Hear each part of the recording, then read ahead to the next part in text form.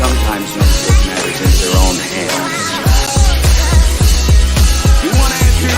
I think I'm entitled. You want answers? I want the truth. You can't handle the truth.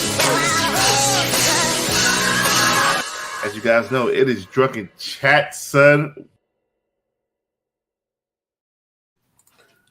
Bro, I'm like a fucking turtle with a bald head, man. Like, I ain't tell me that shit years ago, man. Motherfuckers, it's all your fault. What up, everybody? What up, everybody? It is Drunken Chat, son. Sorry for the delay. I had to find out what the fuck was the truth for the appearance of this motherfucking level of name, whatever the fuck you want to call him. I was over there on Hot 10. I apologize. It's all on me. I apologize for the tardiness, but we are here now. The bad boys of late night comic talk and all kind of other crazy shit. We're in the motherfucking his house. Fellas, introduce yourselves. Big Remo, you know what I'm saying, on IG. You know what I'm saying? Holla at your boy. That's it? Yeah, holla back, man. You know what I'm saying? keep it short and sweet tonight. Yeah, man. Hey, everybody. I am the one, the only, the maniacal Ultra Maximus. Surrounded by my empire of shit.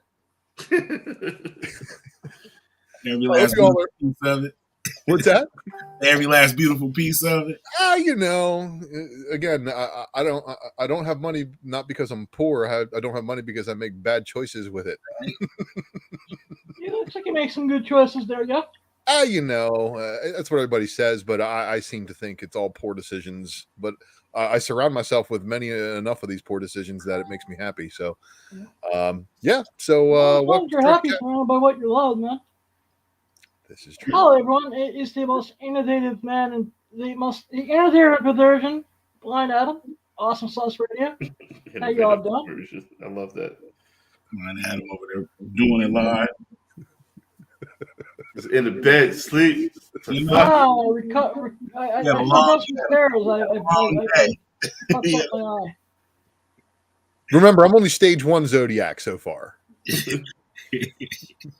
Who else we got? My man, 50 grand. Lucas, what up, man? You know me, man. I'm just got done pouring all my Soviet-made freaking alcohol products down the drain, man. So I ain't got now. So I guess I'm gonna have to be back down to the whisk to the moonshine. I mean, this is France. This is France. You're a piece of chance. You're a piece of chance. Yeah, he switched direction. You just need to get some good Idaho vodka made from some good Idaho taters. Okay.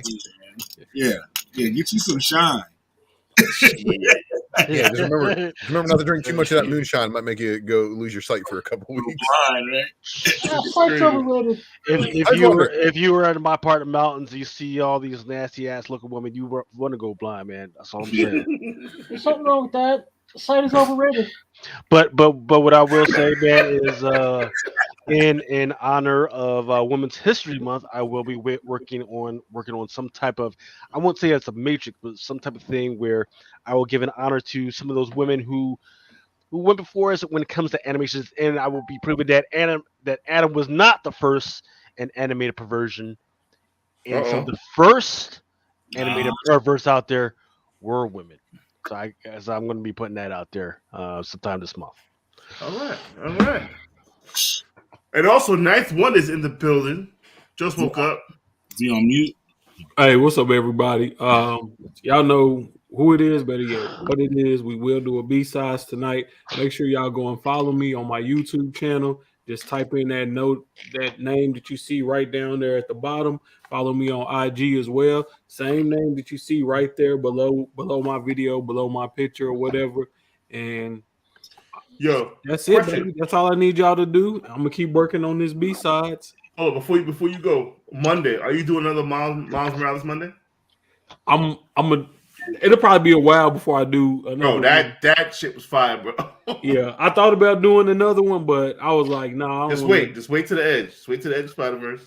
Let Yeah, that pop I'm off gonna again. wait till that You can have a probably like couple of those books first. the night before that movie drop. Yeah, because you had some heat, my man. But I don't know because I sold a lot of stuff, but just as much stuff that I sold this Monday, I went right back and re-up this week Restocked. digging. So I don't know. It'll be a while before I do another mile sale though. Here go my man Gringo with his shit. Shout out to my man Gringo, man. He done terrible, Try to terrible, each every day to honor women's history. terrible. Yeah, well, Okay. Gringo should also be trying to feed the kitty. Yeah, Yeah, it is. a little bit. How comics in the building? What up, baby? Whoa. Whoa, Screen is like, you're gravity, man. Like, are you in space or something, man? whoa. McClay in the building. McClay, Oh, fellas, introduce yourselves, man. Introduce yourselves, man. Hurry up. We got a lot of shit to talk about, man. Oh, hey, we're live. What's up, everybody? This is James from Hive Comics. How are you, sir? Good. How you been? I've been good. See, you got that Black Panther on the wall over there. I took it off the wall. Oh, you took it off. Oh, somebody bought it already? No, that's tomorrow on Whatnot. You put. Ooh. Man, Nice. hold on. Let damn, me get this. slapped already. God damn. Nice. Yeah, Dennis said he was going to get his back from CBCS super fast, and I decided we should challenge that theory. So what'd you do? Walkthrough or express? Express. What's the difference? Walkthrough, basically, they'll do it in a day, and it'll be back in the mail usually the next day. Express within the work week. So if you express a book and it's in their possession on Monday, you'll usually have it heading out by Friday. So what should I do? Should I walk through mine? How much is walk through first of all? Express. Sell yours. Just do express. No, I'm definitely holding my shit. 100%. I was selling like. Wow, someone said they had a fast track order take a week last week. Oh, Don't wow. tell me that because I'd be fucking tight, bro. Look, fast track for 7 days? That's not fucking bad, dude. No, he's That's already not tight, shabby, right? Not shabby at all. For how long he's waiting? Do you have stuff in there waiting to be graded? Who, me? Yeah. No. Oh, Not okay. yet. I just got it back from Red Hood. I gotta go pick it up in my mailbox tomorrow. He did my blip. It had some water damage on my blip newsstand. He said, "Yo, if I shred it, you probably might get a 9.6." Yeah, Red Hood is he the truth, bro. Yeah, he knows how to do some crazy shit. He the truth, bro. I still got a box to send him of some Hive like reject stuff that's like sub 9.4. I was going to send him a whole box. I still got to mail that out to him, but I keep adding to it. If that's true on Good Looking Honky, Yeah, I am gonna be so fucking stoked. that's crazy. If that's fucking Hey. true, Peter North is the fucking real deal, bro. Yeah, hey Adam, do you know who good looking honky is? Yeah, I think Look, Peter. I This don't guy think Peter I've had North the has showed up pleasure yet. before. Oh damn, man. I was really hoping that was Peter I North. know, right? Fucking Oh, it's not Peter, no. Well, I would know. 'cause I Legend. worked with him, but it's cool. Good look. So what do you mean, like you worked with him, No. or But in him? You worked in him? Dude, I was a stunt cock. You get it? Like when he was too tired to. I had don't to know. fucking You step say you in. worked with a Fucking male handle porn this star, shit. and I gotta ask. I gotta be like, what does that mean? So It's just we're a trying- stunt cock I job. get you So- the yeah, word of okay. retriever rate. So we are trying to be somewhat a family show, but if Yeah, y'all want Yeah, that this is a adult Wednesday type nights. shit, yeah, Awesome Sauce Radio is the place we can freaking hang that that conversation you- over there. Because he, I'll tell you, for all the shit you can talk about Adam, he really does have like adult porn stars on that motherfucker and fucking Miss Americas and all that other shit. Damn. It's If fucking anybody cool. Well, I got follows some Adam's cool, IG, really cool they would shit see lined that up for he's the next really a pimp. next 2 Yeah. months. I told you. I said Adam's like a legit pimp, but he's not. He's not Y'all just missing out. saying that shit. I'm Do these missing out, people man. watching Drunken Chat not know that Adam is fucking Howard Stern royalty? That's what I'm saying. Like, Like, come the legit. fuck on. Like, the most famous person on this panel ain't none of us. It's fucking Adam. Adam, you show. So, By miles. You chilling with Adam. What you talking? That's all I'm doing is living the dream. No, I'm recovering from a fall down some stairs. I busted a blood vessel on my eye. Oh, Oh, shit. no, that sucks. this is amazing. We have the legend Peter North in the building. Okay. Supposedly. That's what's up. I mean, hopefully. Allegedly. Hopefully. Allegedly, huh? All right, so boom. Hey, he said great friend Alexa did It's all about the blue, baby. How does he Like, know? All right, so Woo! Holy shit! So He it might was be a quiet week in comics. Would you say? If Tracy Lord shows up in the What do you chat, mean? dude, I'm gonna lose it. Right? I'm actually trying to book her for my show. Oh man, don't even say that. She just turned How- 53. I don't That's care. it? I know. She I'm remember actually doing it for Awesome Sauce Radio. she was the She will old always be 16 in my, I LO mean 17 or I underage, mean when she 18. Jesus. started. You know what? Right? You know what, Brian? You need to hook up with one of our comic crusaders, Nemesis, who says he would still bang Elvira even though she's like 73 or something. Yes. I think He was Jesse like, did. I'll be like, oh, because I think we legit had her on one of the podcasts, Yeah, and he was like, he's like, my wife was hanging over me every freaking minute he's not- because he's she not gonna knew she was like my safe word and shit. I was like, what the fuck are you talking about, man? Bro, Like, oh. when I was in my early teens, we used to call and prank the Blockbuster to find out if our favorite porns were in, and we would say, yeah, this is, and we would say we were Peter North. That was our name that we called in on. Yeah, this is Peter North here. I'm just checking to see if big bitches in boots is in. Like, can you let me know? So, I swear to God, Peter North, like that was like our hero back then, man. You know what I mean? Like, I know when the World Comics. I never had the pleasure, unfortunately. Yeah, Wonder World Comics says I would Granny Bang. Motherfucker, you the same age as her. What the fuck You you were, talking right? Y'all about? we were together. That is older than her? Hey, when- high school, Motherfucker with the prom and shit with Elvira. Fuck out of here. Her school books and shit. hey, you know what's ill is Dennis is probably like 35. Lord of Brooklyn's got some funny ass Yeah, shit right there. yeah. I mean, yeah, I Senior understand. vampire sex. Have you no shame? Look, I understand. Gilf is a thing, man, but she is somebody's great grandma, man. That Giga Gilf ain't. That's for like it. super I'm Gilf. not here for that. Yeah, that's super. Not here for that. I mean, that's porn. That's Pornhub dark for y'all. Yeah. Get all Yeah. that shit. And while we're on the subject, keep drinking this fucking Grey Goose. I was looking at Dolly Parton. I was like, hold on, Dolly. She look like she like Yeah, hold on. Not for nothing. Dolly, not for nothing. what was her name in that old school movie, 9 to 5? Mrs. No, the whorehouse, the best little Biggest whorehouse in Little Hut? Texas. what was her name? What was her name in that? Because I I don't know. remember when I was like really young, like Mm-hmm. 3 Yeah. or 4, That was and the shit, right? yeah, man, I girl had the was so biggest shiny, I crush can't on remember. her, dude. Yo, my brother lied to me. He was like, yo, Dolly Parton naked in that movie. I watched that whole stupid ass movie waiting for her to And be didn't get to see her naked Nothing. one damn Not a time. nipple, not a fucking aerial, or nothing. No. If you wanted to see nipples, you either had to watch Porky's. I don't know if 9 y'all to remember 5. that shit. She wasn't in Yeah, that. yeah. Trading No. I don't give a trading damn when I was places. Trading I mean, places. Trading Places. Animal House. Jamie Lee, yeah. Yeah. Nah, you But, know I who mean- was bad was Lonnie Anderson. Lonnie was bad. Lonnie was bad. Rock- KRP in Cincinnati. Raquel Welch. WKRP. Raquel Welch was bad. What No, that one chick just died from that 70s show. Who was the mom? She just passed away not too Wait, long ago. the one who played Kitty? Yeah, the blonde, the old school The, blonde. the Wait, mother? she was also Charlie's Angel? Yep, Charlie's Angel. Yeah, she just passed away.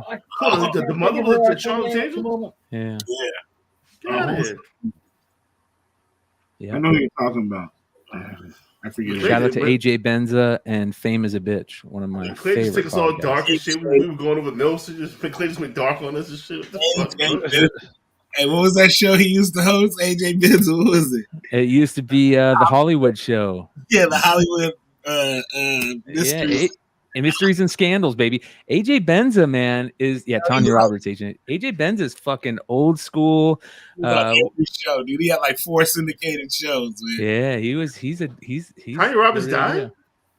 Oh yeah, Tanya Roberts. I remember her from that fucking stupid Beastmaster. Remember that shit? Yeah. Yeah, she died years ago though. It wasn't recently, right? Some years back. She was on Beast. Yeah. Yeah, we talking about some old bitches, man. It's all right, Some look, of us look, were Right, in their yeah. 40s when we were learning how to watch TV. yeah. Three's Company. You know what I'm saying? Come and knock on my Jack door. Trooper was a pimp. Yeah, he was. So you put up some Batman shit. What you got going on with Batman? I'll be right back.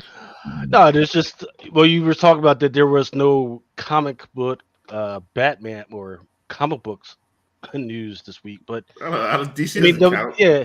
A lot of shit.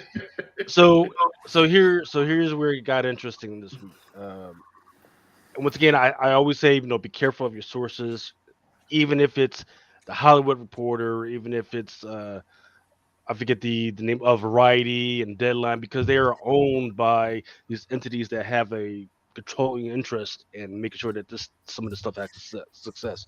So earlier in the week, some of them reported, "Hey, fucking this Batman is going to make $100 million over the weekend." All right, and there was always that one source, I think it's called like Conbox, that could actually verify those numbers, but mysteriously, magically, Conbox actually went down, right? So they reported the numbers while it was freaking down, and then everybody was like, "Oh, well, crap. Well, maybe it's true. We don't." Well, Conbox came back up and they said that is not fucking true. The most they're going to make is maybe 20 million. So as of a few hours ago, the Batman was sitting at 17.6. And you try to go, well, no, it's March number, because March really isn't the time that people really go to the movies. So it's under Beauty and the Beast, Batman versus Superman, which was a terrible movie on its own right, Captain Marvel, Hunger Games with Alice in Wonderland. Well, he's like, well, it's the pandemic. People are still afraid to go out to the freaking movies. And the last post-pandemic movie that had a really good hit was Spider-Man: No Way Home, which hit 121. But the Batman, is sitting right now at 17.6. All right, let me clear something up real quick. Batman versus Mhm. Superman was great if you watch the extended edition and you are a fan of the original 1986 Dark Knight Returns, because that's basically the Batman you're getting in there. And if you think about it that way, it's neat. And then if what they're doing in DC is they're scrubbing that version of Batman from the timeline, and Flashpoint's going to be able to put Battison into the Justice League universe where Peacemaker is and shit. Mhm. Yes, all day. By the way, I actually did manage to see this movie last night. So How'd you like it? I will give it 4.8 out of 5. Really? I'm giving it a 4 out of 5. I saw it yesterday myself. It's a thriller. Okay, and this is what it's a different take on Batman, because from start to finish, it's high paced. It's a thriller movie. It's a detective comics movie, but also it's Batman Year 2. And if you're not into Batman Year 2, this is not your fucking movie. Just let's just be honest. There's some people who are not going to like it because they're going to be like, it didn't entertain me the way that other Batman movies probably have entertained people. But if you are a fan of the sleuthing and detectiveness, and also some, Wayne family history and things like that, it's a good movie. But it's long, and I like that it's long. I actually thoroughly enjoyed. Excuse me, Ultra. Yeah. It didn't feel like a 3.5 hour movie though. Well, I don't think it was 3.5. I think there was a lot of with trailers and commercials and everything. God, yeah, the trailers were long as shit before it started. But I like how it opens, and the first thing you see is the Batman, and then it goes away, and then the movie starts. It's like they didn't fuck around when they started this thing. The ending, of course, is there's a very bunch of pissed off people with the ending. So as far as like an end credit scene, there is a small little I guess Easter egg at the end there, but we spoke about it already. What's that? We spoke about it already. Oh, did you speak about? I'm not trying to spoil it for people. All right, we won't spoil it here, but people will be the opportunity to watch it and shit. So I'll just say this again: if you're a fan of Batman Year 2, a lot of the spec that was thought about for this movie, there's a ton of dead spec. Absolutely, there's a ton of dead spec. There's a ton of spec that was really highly played on, even by me. I even kind of like got on that train for a little bit there. Oh boy. Remember, Penguin's son was supposed to be in this movie. So where's Where's the disconnect in earnings? Because like everything I read was that they did like almost 22 million on Thursday alone, and then No, so 55 million today so far. right. So And that was, they like, were 3 hours right. ago. Right. So yeah, exactly. So they were apparently reporting 55 million as of like late Thursday night. And with that number, they would have projected by Saturday and Sunday, because you do the calculations and you put in a little bit of algorithm magic, you speak a little like, oh, it's doing 55 million. So that means that by Sunday it'll probably do 110 million, right? But then they realize, oh crap, the actual thing that reports those numbers is actually down. So that number that they reported was false. Mm. It was not For even close to Thursdays, being but what true. about today's? Today's number is actually 17.6. Well, Throw well, that 20. Yeah, the most they can probably make is maybe within around of 21 to 25 million. Well, we all know there's a majority of people that don't go until Saturday. Yeah, it's going to be a Right, weekend accumulation. Absolutely. Right, But right. I'll be honest. So- I went, Nothing was so- dead so- yesterday. a Yeah. 10:30 showing on a Thursday night, and it was not packed. It was not even sold out. Nowhere near. Yeah. Nowhere near. I had a row of like 4 people empties next to me on my left side and one on my right. So I picked a nice strategic seat where I was like, let me sit the fuck alone up here at the top and see the whole thing, you know? And yeah. Again, it's a Detective Comics movie. It's not a Batman movie. Somebody else said this that it Best was way to like describe it was like 7 or they tried to be like 7 or so. You got and you got to remember that like I see a lot of people speculating on why that is. So I wanted to go see it, but usually when I go see a movie, it's like right after my kids get home, right? The earliest one that they had was like 4:15, but of course it's a 3-hour movie, so that means that the next one that they have is going to be like around 7 or 8 o'clock. That's too late because my kids got to go to school the next day, right? They got to go to school, or I got to go to work. That just doesn't work out for me. So what theaters are supposed to do is just add on a second theater, or whatever, Yeah. but they didn't do that this time, right? They just say, hey, it is what it is, freaking. And that's up to them. But look, I'm not rushing to go freaking see this, especially when I know that HBO Max is supposed to put this bad boy out within the next 45 days. So I can wait. Yeah, I can wait. Wait, 45 Telling me days? that, yeah, 45 days. That's their window for this stuff. You know, and for me, it was just the movie experience because I saw Batman 1991, Michael Keaton, in the theaters as a kid. And I went back and saw that movie fucking so many times. Like I can't even remember how many times I went back and saw it. Matinees were like $3.25 back then. And I could go and just go back and see it, and it was fine. So I don't know, man. I think this is gonna be the cult classic fan favorite, I think, of the Batman films. And I've seen a lot of people say that the Riddler performance is the second best villain performance in a Batman movie, behind, of course, Heath Ledger. What about Phoenix's Joker? Same thing. Excuse me, guys. I also thought Colin Farrell as the Penguin was amazing.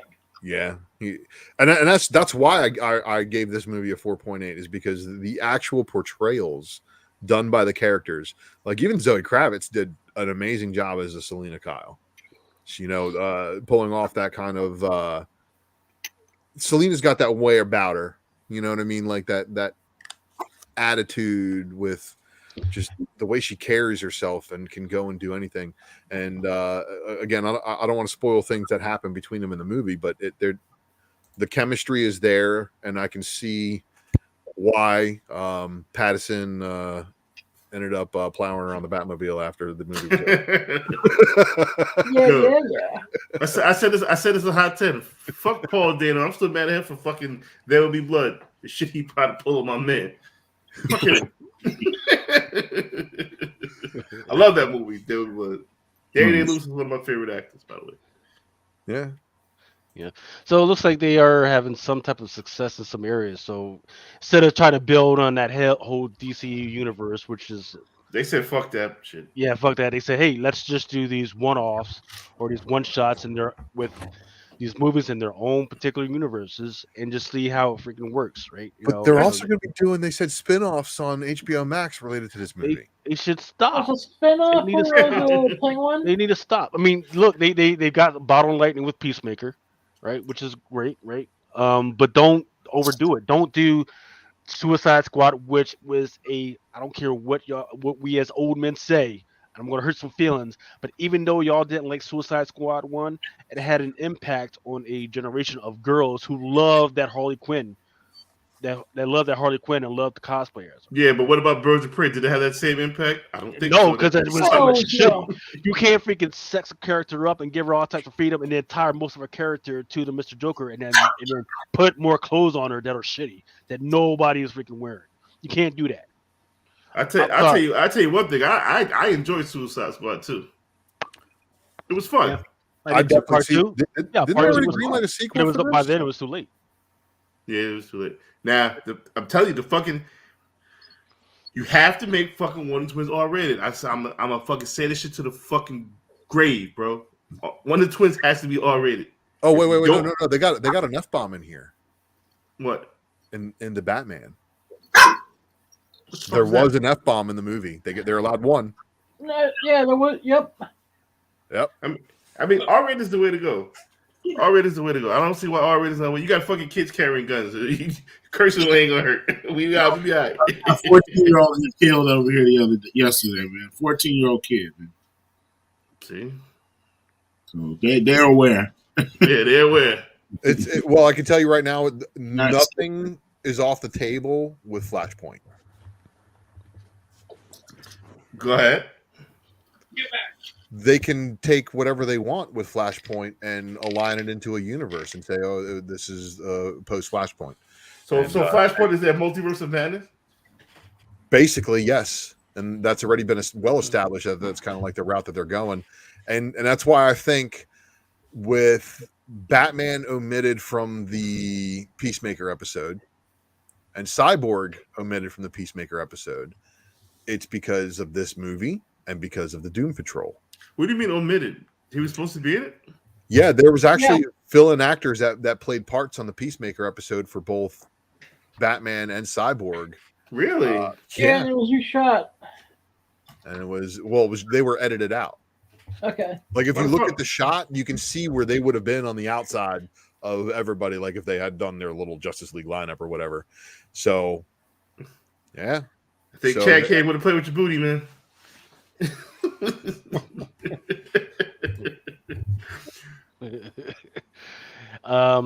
So now look, one of the things that happens after a good movie is that people are going to should want to go to the comic book shops and start reading some of the material behind it, right? We've already seen various covers with the whole Batman stuff to include characters that look like the Zoe Kravitz character or Catwoman and everything. But here's what's coming down the pipe. Apparently at Comics Pro, which is happening, and I didn't freaking know this, Chip Zdarsky is going to take over Batman. That's going to be good. Ooh. Chip Zdarsky is one of those characters that not named Donny Cates Ewing. Because he killed that Daredevil. He's killing it, right? So I don't even know is he going to keep writing Daredevil or is it over so he can write his Batman stuff? I think he's excuse me, I heard he's writing Daredevil and Batman. Yeah, both. Wait, did you guys like that. all check the spoiler that was in Elektra, Woman Without Fear this week?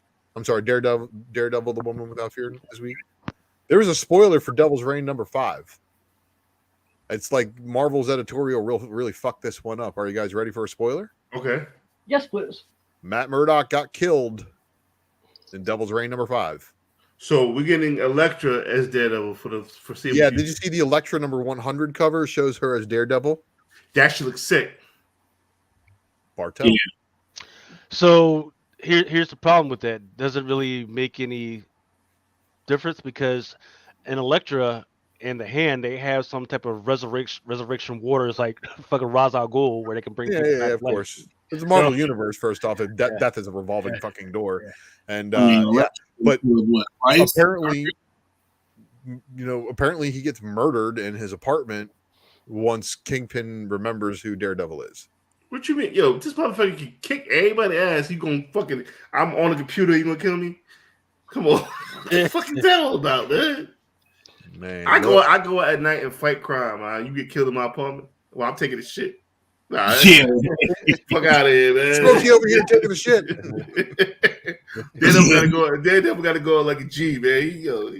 Or don't go out at all. Like let him stay in Man's universe now as Matt Murdock, not Daredevil. We haven't seen him taken out yet, but that happens apparently in next week's Devil's Reign _5, which apparently was deleted or delayed. Yep. Yeah. You got that secret image we sent you, Lucas? Yeah, he does because it's in the drunken chat. That's where I put it to you. So you can download secret images. Uh-huh. Was it from Peter North? No. We're not trying to get YouTube banned. Different secret image. Gotcha. That's for the OnlyFans. Yeah, gotcha. Yeah. YouTube OnlyFans coming soon.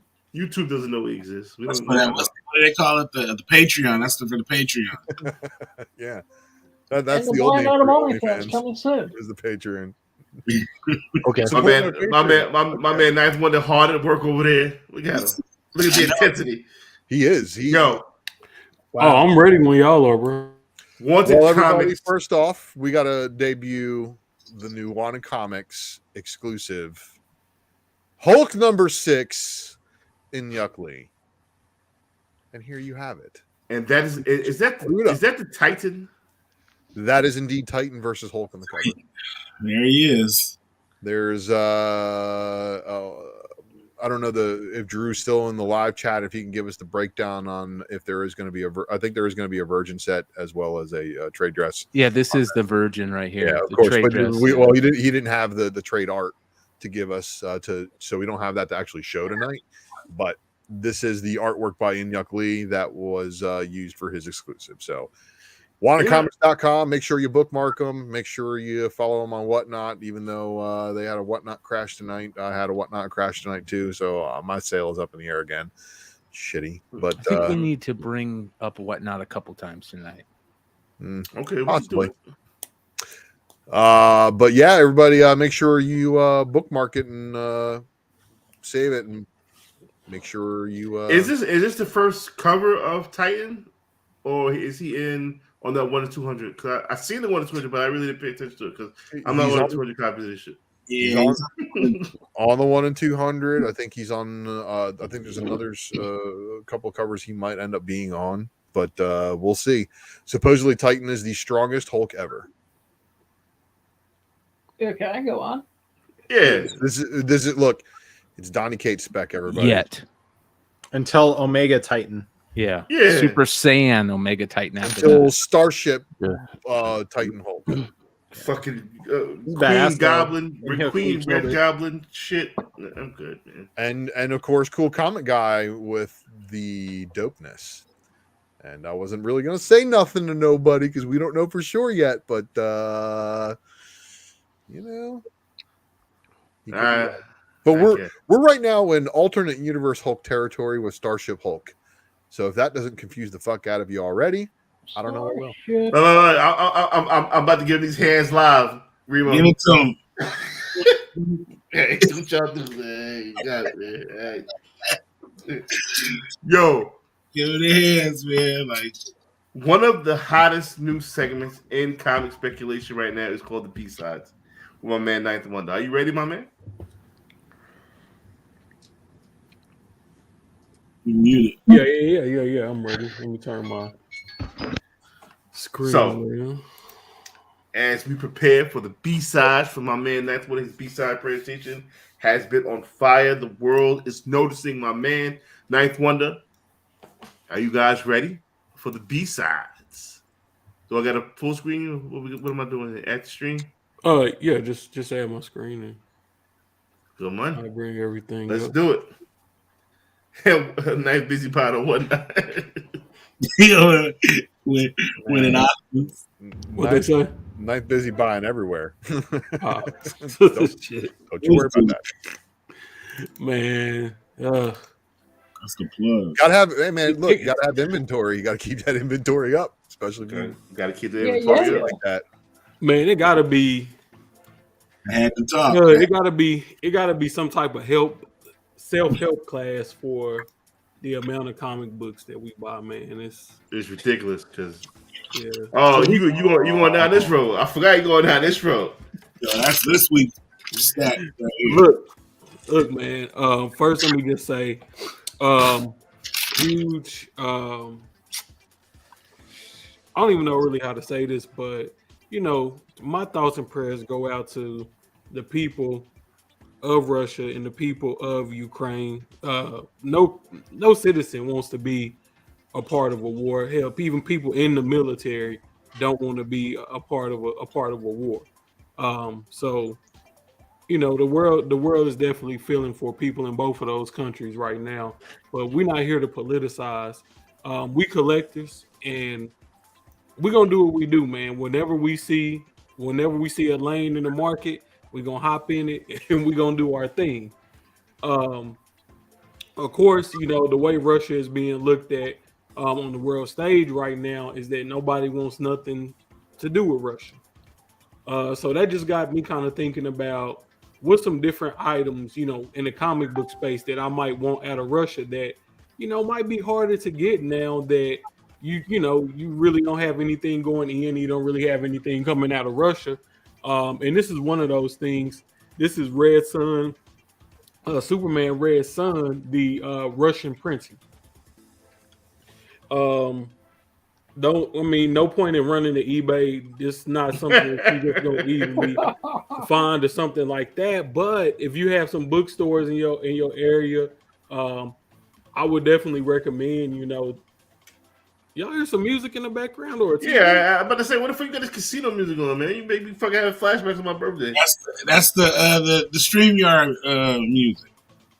Oh, put it on. Anyways, that's I just thought this was a cool book, man, because of course, you know, Superman Red Son is if, you know, Superman pod would have landed in Russia, you know, instead of, you know, the United States. So just a cool book.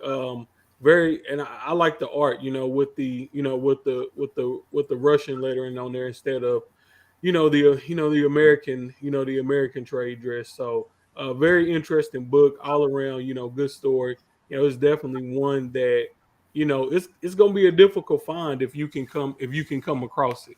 It's definitely not it's something that's gonna be easy to get. I don't think it was easy to get before, you know, everything really started popping off. So it's definitely one that if you can get your hands on it, man, you will be in a good space right now financially if you sell that bad boy. But that would be something.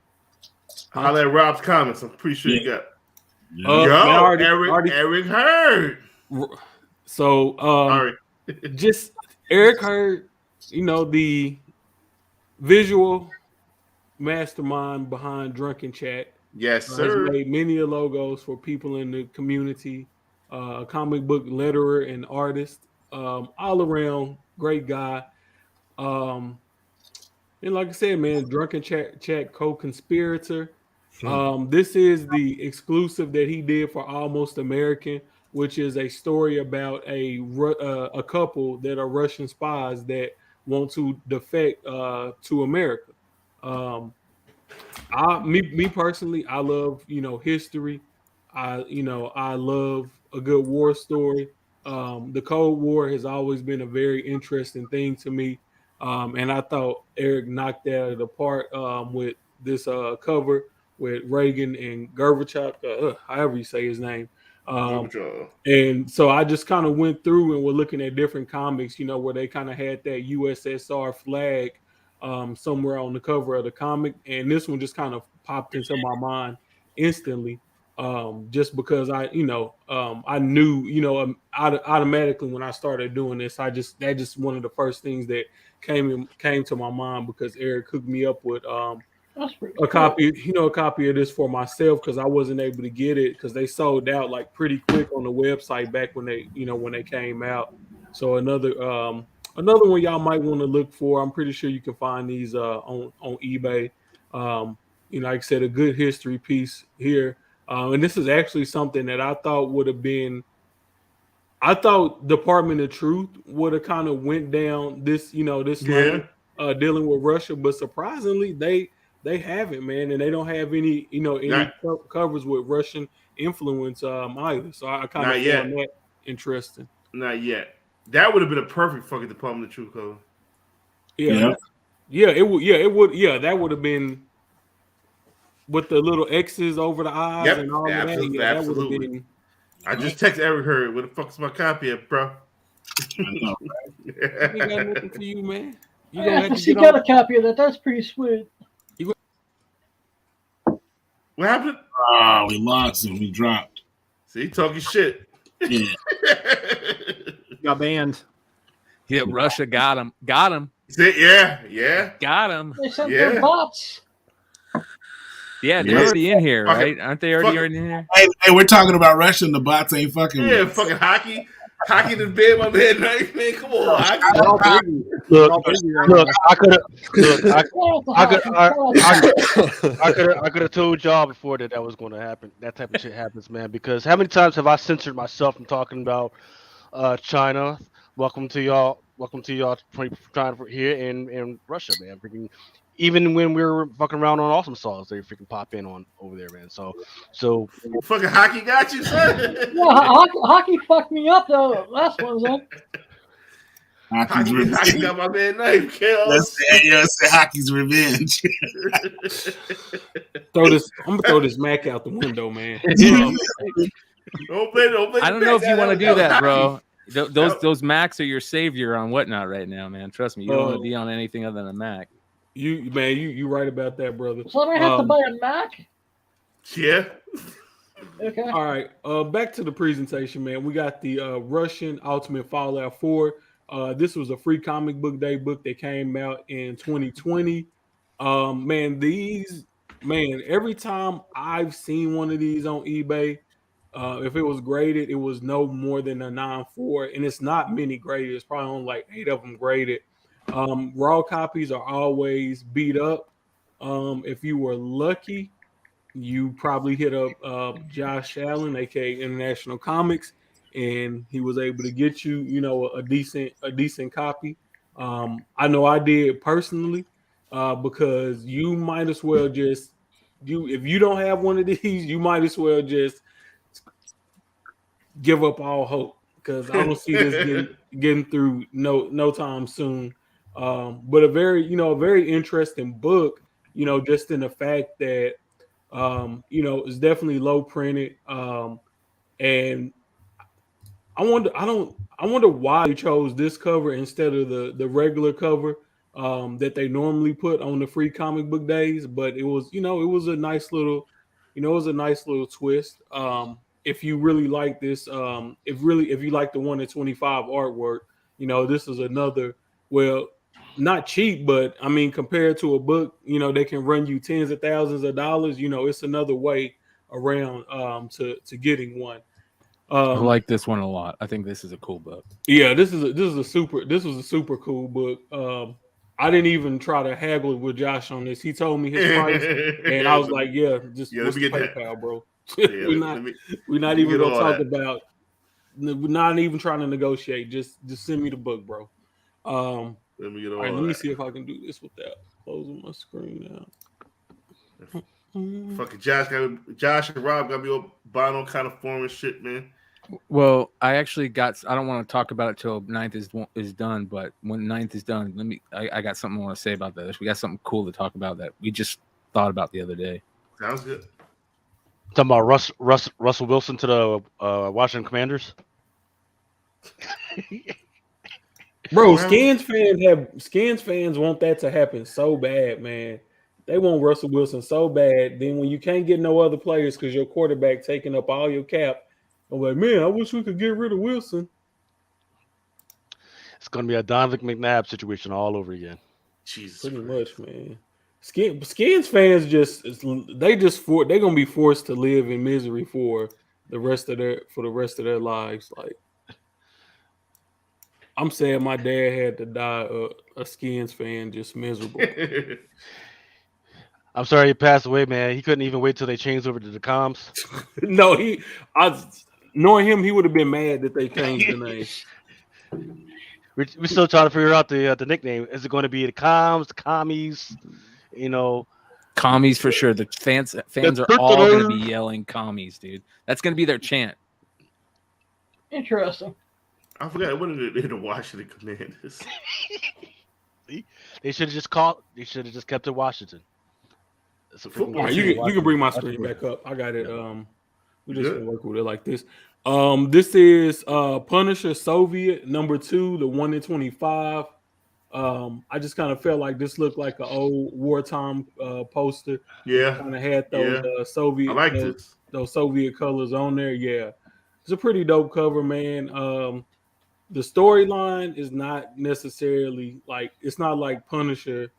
Got dropped into Russia and just started going to, going to war or anything like that. I thought when I first, I remember when this first came out, I thought it was going to be kind of like a Marvel version of Red Sun. Like, what if Punisher was, and a Russian soldier or a Russian spy or something like that, a Russian hitman. I thought it was going to be something like that, but it wasn't. So, not necessarily, a disappointment. In my opinion, it's definitely a slept-on Marvel story. I think it was a 6-parter or something like that. But it's pretty slept on in my opinion. Overall, a good story. I wish Marvel would kind of do these kind of out of not necessarily out of continuity, but these kind of short mini series for characters just kind of exploring, not necessarily a what if situation, but just focusing on telling a good story instead of, just saying, oh, let's try to think about the next big, thing we can get people speculating on, or let's try to write something in the comics that we can use in the movies. Just focus on a good, singular story, because now that we have these Disney Plus shows and the and the MCU, and they got to keep coming up with content for that. I feel like that's gonna consume a large bulk of what we read in comics, because they're constantly trying to throw in new ideas and different storylines that will play out on the screen. Give me something that I really wouldn't see, on screen, and let me read it in the in the comic. And I just think we need a little bit more of of that in comics today. So these have always like these little miniseries have always been good test beds for new ideas. And that's true. It's crazy they're not doing them as often as they used to, because they've always been like, you've always seen like some aspects from those miniseries come back out in the main runs. If it's stuff that's been like widely loved and adopted, then they bring it in. Well, like most Spider-Gwen, they're gonna try this Miles shit, but I don't think that's gonna go anywhere. What if Miles was whatever? No, but see that Miles thing. When I did that B-sides, and I was talking about the amount of comics that Miles sold last year. Just me coming from a corporate structure and knowing how a lot of executives think, I'm pretty sure the first question they ask is, well, if his comics are selling this good, why aren't we making more Miles? And this year, they've already started force feeding us Miles Morales. They're doing the What If series. We're gonna have the Miles and Moon Girl. Issue 38 is gonna be highly ordered. I think 38 might hit 80 to 100,000 issues sold on that alone. I can't wait to see what the numbers on the What If series is. The What If is going to be a 5 or 6 part series. The Moon Girl stuff, and that's just for what we know this first half of the year. I'm pretty sure they'll do other things later in the year, and that's not. And that's also not including any other projects that he could be involved in, like Champions or anything of that nature. So we're gonna get force fed Miles this year, and as well as a few other Marvel characters who did a good job at selling books last year. So this right here is Future State Gotham 7. This is the card stock variant. So I think this was a cover B. when it first came out, my co-host over at Cover Picks Dark Evolution Comics was like, "Hey, this looks like Pattinson." So I made sure I bought a couple of these. It's on that cardstock paper, so it looks really, really nice in person. With the good reception that movie is getting, as far as a reviewer standpoint, and even fans just saying that they like the movie. I thought this would be a good pickup because man, that definitely looks like Pattinson. And it's kind of a stripped down version of Batman. It's not like the super high tech Batman that we see in the comic books. So I thought this kind of fit the vibe of the movie well. And like I said, it's a $4.99 DC cardstock cover, so I'm sure there are not a lot of them out there. If Pattinson does start doing signings, I'm sure a lot of people will want to get his signature on the book. Excuse me, that's issue number 2. This is issue number 7 of Future State Gotham. All right, thanks. Yo, this is a solid motherfucking pick. I don't even really fuck with DC, but this shit fire. And what you said about Patton, because they got that little black area. I'm taking a page from Nirvana, that little black area right there for signatures. This is a solid motherfucking pick. I ain't gonna hold you. Yep. It's a dope pick, man, and it's a book you can still get, for cover price. So that's not after tonight. Yeah, no, I don't think it'll go crazy like that. I don't really like to bring on books that I don't like to show books that I think is just going, that can easily be, bought out or anything like that, or like that. But yeah, sometimes it's inevitable, but it is. Like with this right here.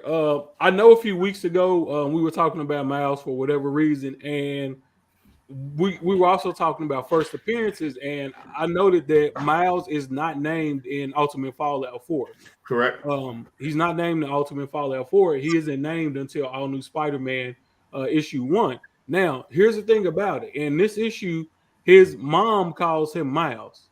That's just as far as his home life. Of course, his parents are gonna know who he is, and of course, we know that he's Miles ahead of time, even before Ultimate Fallout 4, because of press releases and things like that. But just as far as what we see in actual comic books, we don't learn that his name is Miles until this particular issue 1.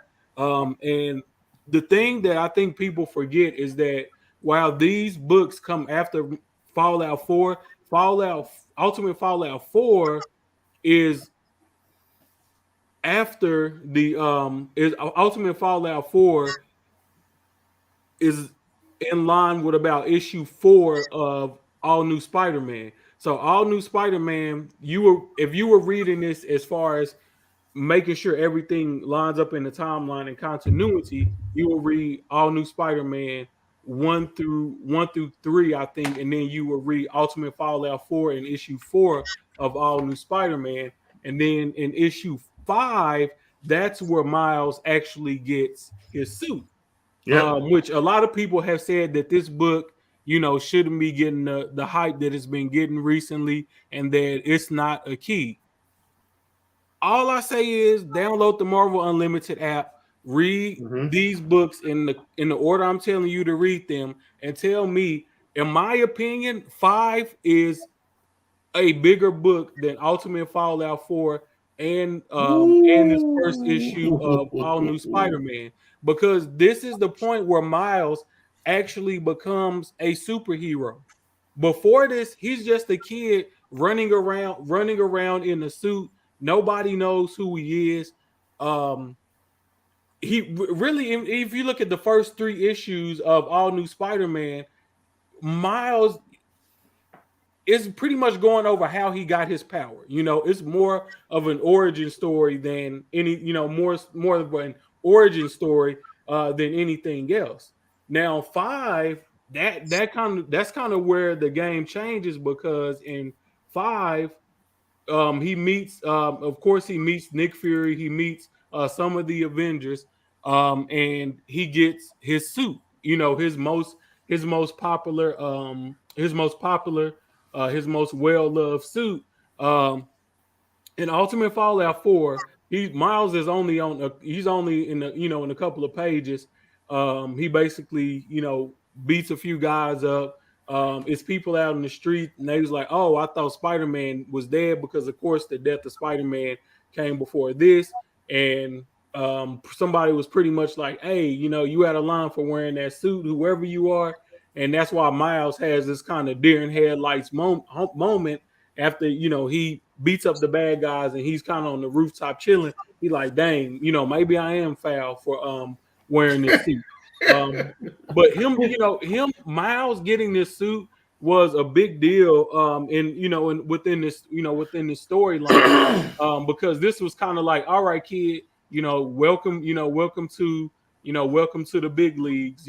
After, like I said, if you haven't read the story or if you haven't read it in a long time, and it's not really cycling your mind, I'm telling you, go back and read it. It'll kind of refreshing your perspective on Miles, and you'll see why that issue 5, man, that's a huge book in Miles' storyline. And I definitely think that book deserves a lot more love. There's no variance for it. Man, it's in my personal experience, it is a tough 9-8, man. Like, I found always that fucking corner. I also want to give a shout out. I didn't mean to cut you off. I want to give a shout out to Batcave Comics, who put me onto this a little while ago. I was like, but I didn't pay attention. But I was like, okay. And then when I opened the guts of the book and seeing exactly what you're talking about, I was like, this is an amazing underrated book.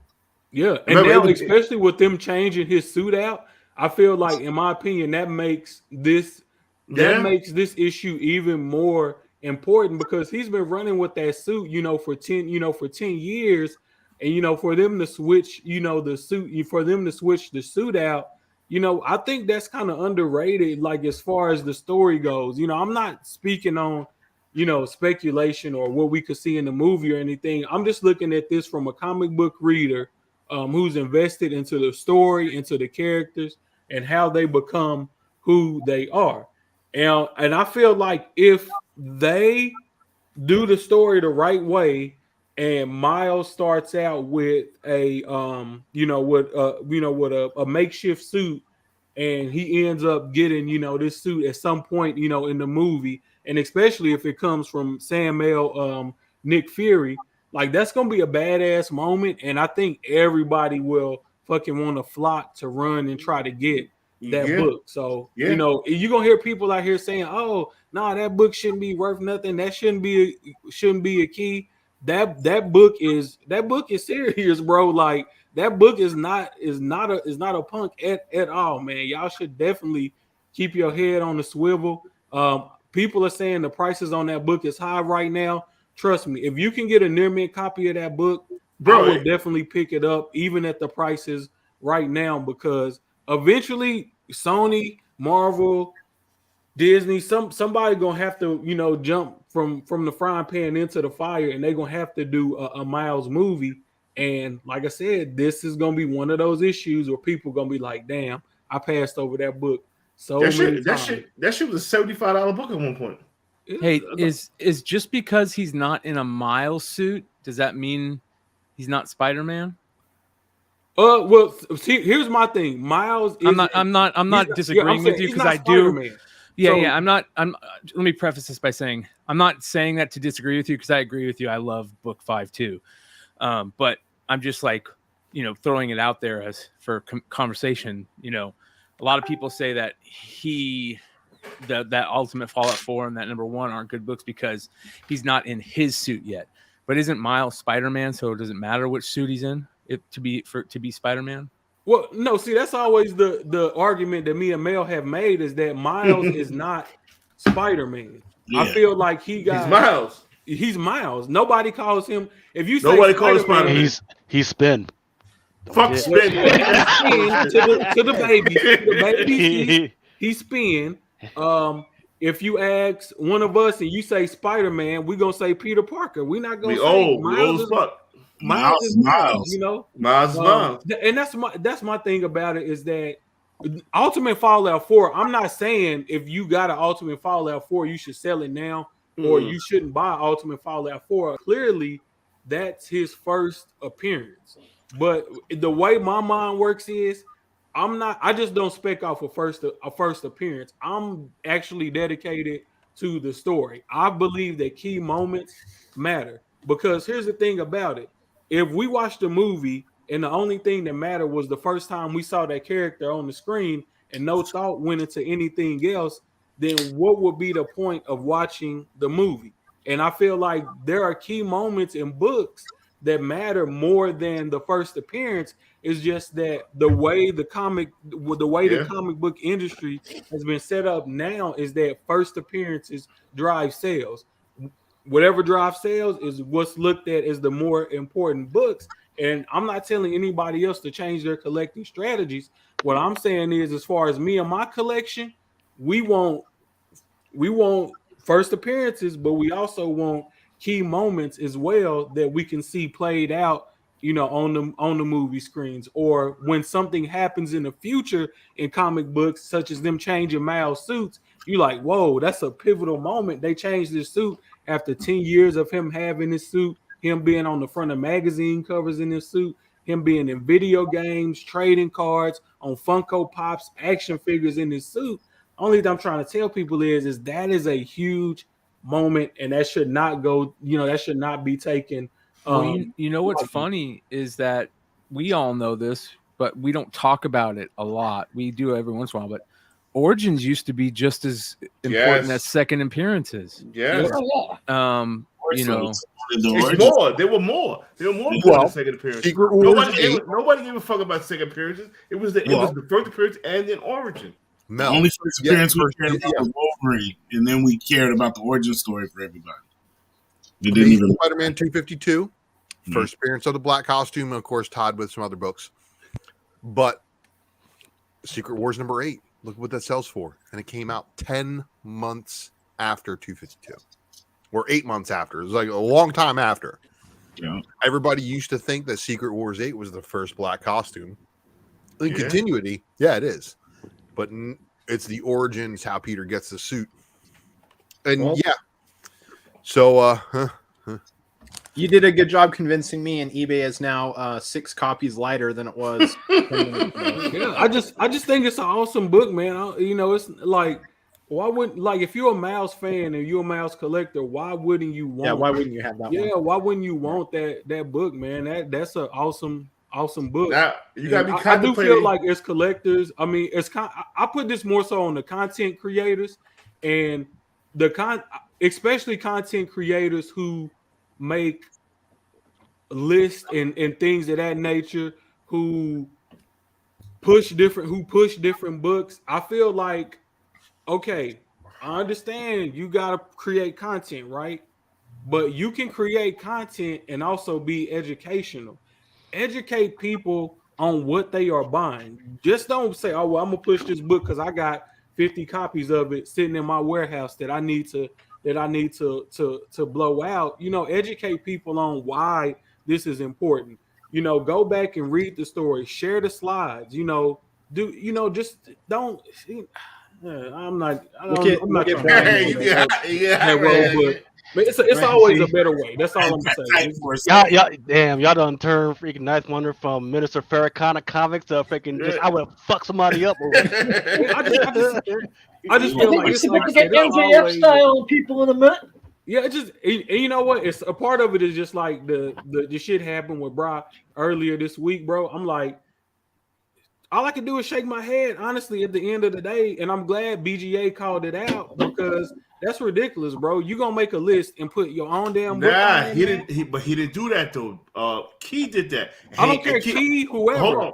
Hold on. He shouldn't be putting nothing on the app without him looking it over first, saying, "Hey, that's cool with me." To me, Key, if your name was attached to it, Key was looking out for his man. Key was like, "Yo, I'm gonna try to say it was wrong. I ain't saying it was right, but I think Key was looking out for his man. But it was fucked up how he did it. That's all I'm saying about it. Hey, Reba, where you at?" Hey, you know what needs to happen is Nick and Bri need to go on a show all like this, a round table, and tell their side of the story and take some of those hard questions. If they were in the right, then they'll come off like they were in the right. Nick already cleared it up. Nick Now, like, yo, Did I he? will say this out of Did he? transparency, behind the closed doors, I said, bro, I gotta eat too. I'm not, as a businessman, I'm not mad at it. That's why he paid for the relationship with Keith. I don't know, man. That smells Hold foul. on. No, It's foul, bro. I am It's mad foul, at pump and dump every time. It's foul. but yo, It's foul, but you know, just if that's what happened, yeah, that's what truly happened. You know what I'm saying? It's what happened. I'm not gonna single that man out because it's plenty of people out there playing similar games. But you know, just let me finish up these last few slides because I know Ultra got. I got to pee. I don't want to miss it. Yeah. Just I'll say so. A different type of controversy here. Different people feel a different way about this, but you know, I'm a big Strange Academy fan, and I try to collect anything that's attached to something that I love, and I love Strange Academy. I think it's going to be huge for Marvel. I could see them doing a D+ TV show and movies based off the Strange Academy. I could see them making video games, 100%. open world video games that would be 100%. huge for Marvel, especially if it's a live content video game, like Fortnite or Rocket League, which is essentially a game where you don't have to come out with a new one every year or every couple of years. You just constantly add new DLC and content to the game. Minecraft would be another example of that. So a live content game, I think there's a lot that Marvel can do with Strange Academy. This concept of Strange Academy isn't anything new. There have been plenty of comic book series where they tried to create like a school or some type of learning grounds for younger characters, and it's basically like a feeder system. So it will be, like high school to the pros to the big leagues. So this title will be, a feeder system for Marvel characters. When I did my B-sides on Eva Quintero, Reptile's cousin, who made her first appearance in Reptile #1, they're basically using Strange Academy as a feeder system for her. They took her from a child in Reptile to now a teenager, pushing her up through Strange Academy. And I think that I don't want to put a timeline on it, but I would say over the next couple of years, she's probably going to get her own solo series, and we'll see other Strange Academy members get their own solo series. So that got me thinking back to their the first issue of Strange Academy, and what covers would probably be outside of cover A, which ones would be the ones that would hold their long-term value the best, or that the market would kind of champion as the issue to have outside of cover A. And something that's always just kind of stuck in the back of my mind is that they have these exclusive Strange Academy previews inside of several Marvel books. But the thing about it is that these came out before Strange Academy 1, and it was an 8-page preview, which not only does it have the 8-page preview, but it has the exact same cover for cover A inside of the book. Now, some people say that these previews don't matter because it was inside of multiple different books. And me personally, people champion 365 and call that the first Spider-Man the first Spider-Man 2099. Now, some people say the reasoning behind championing that book over Spider-Man 2099 is because that Spider-Man 365 was the only book that had the preview of Spider-Man 2099 in it. Got a copy of 365 right here. And I kind of show y'all the 365 preview versus what's in Strange Academy. Now, my thing is this. I understand that this preview is in more than one book, but my overall thing is that you got damn near the whole first issue in the back of a comic book. The preview for 365, you had this splash page right here. I mean, the preview that's in 365 for Spider-Man 2099, you had the splash page, and then you had like two other pages, back here. So hold on, the page is kind of stuck, but yeah, what the fuck you be selling the one that fuck? That's better be a reader's copy, goddammit. Yeah, it's not super high grade or nothing. It's not in bad shape, but it's not a super high grade copy. and then you got these pages, these 2 pages right here. So that's the extent of that entire preview. The preview on the Strange Academy is 8 pages, plus you have the actual cover for Strange Academy #1, cover A. I had one of them damn books around here somewhere, but I don't know what I did with it, so I'm not digging that out. But the first 4 books that had that preview in it was the Doctor Strange Surgeon Supreme. This is my favorite one of those, just because it has, it's a Doctor Strange book. So to me, it just makes more sense to have the Doctor Strange book with the exclusive Strange Academy preview in it. And you got Daredevil 17 with the Strange Academy preview in it. That one of on the course, left that one on the left's got some tentacle erotica on there.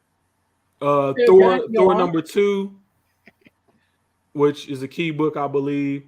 Ravencroft Institute for the Criminally Insane. I want to say it's the first appearance of something inside of there.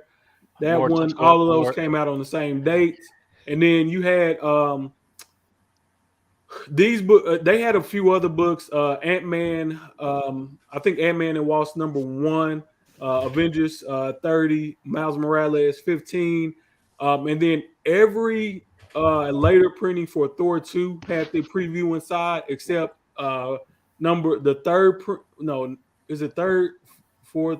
One of those printings don't have it in there because of the type of cover that they did on it. It doesn't have the logo on there, but the actual preview is still inside of the book. So I'm not telling you like to try to devalue the worth of Strange Academy #1, but what I'm saying is if you're a Strange Academy collector, I think this is a cool set to try to put together. Especially those first 4 issues that had all of the which were the first ones on shelves that had those previews in there, which kind of gave you your first look at it, because every member that's in Strange Academy that made their first appearance in that first issue, they're in these previews. So everything is all there, and inside of these previews.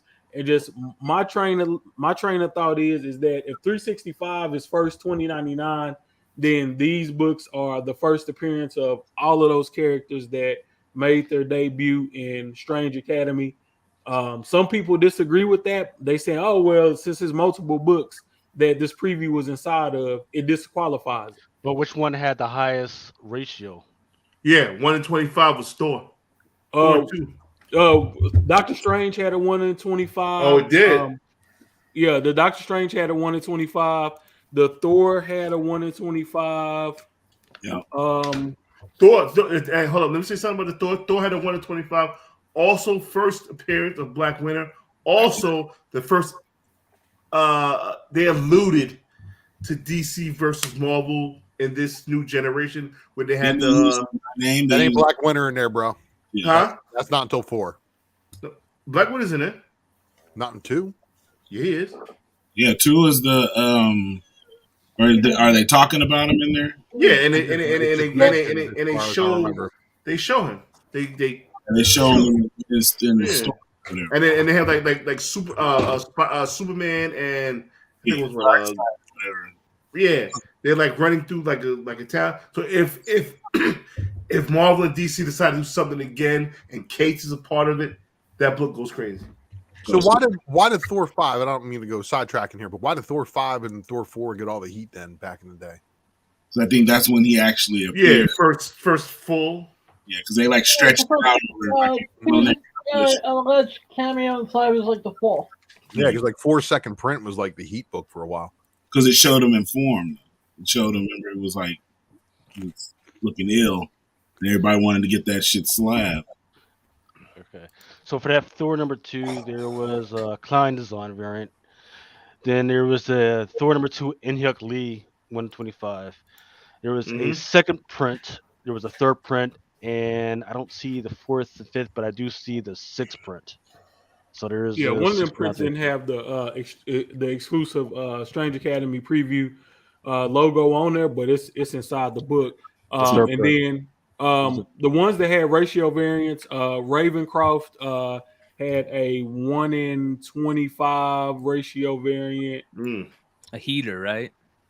On that, Wasn't it Carnage or something like that, or somebody like that? I think it's the first appearance inside of this book It too. is. Yeah. Cletus Cassidy, uncle or something. Yeah. They had that cover where he's carrying, like, it looked like the Tomb of Dracula, right? It was like a variant. I don't think Daredevil had a ratio in it. Yeah, Cortland Cassidy. Yep. Yeah, his graphic. I would think that Ravencroft was probably the lowest printed. That shit came out right when COVID hit, like right when COVID. Yeah.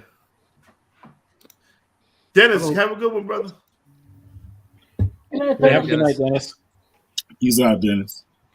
There's a 6 print that had a Straight Academy preview too. Shout out to my man Davis, Seeking Name Comics. Yo, Gringo's wild boy, man. Cases to Josh Abrams. Gringo wild boy.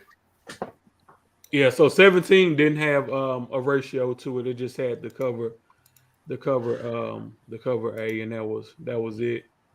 And then the Doctor Strange had a ratio as well. Gringo foolish, man. Yeah, 9th. What's in that shopping cart, man?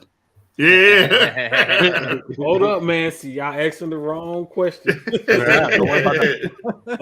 we want to know? If y'all really want to know, I will show you. We'll see if I buy it before you can check out. How about that? No, you can't buy it because I did a best offer and somebody accepted it. It's a key. I tell you that much.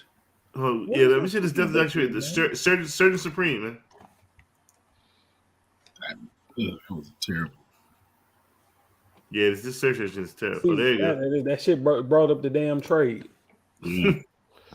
Oh, you know what? It's the one with the where he's holding the scalpel in the one hand and not the surgeon hand, the opposite. The one I have for sale tomorrow. Secret switch my hands back. Yeah, I think I've got like 3 of those stashed away. Have the preview? I don't remember if it has the preview. I think that was issue 1, so I don't know that it has the preview. The second one. $1 1 minute tomorrow. There you go. But not. Because it was issue 2. It wasn't issue. Yeah, one. it's issue 2, right? That had the preview. Yeah, it was issue 2, and that there one. It was a short. It was a small.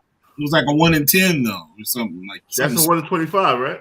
No, yeah, it's 1 like, to 25. Yeah. Are you sure? Yeah, that is. Yeah. $1 1 minute. $1 1 minute tomorrow. Yeah, sign that list out.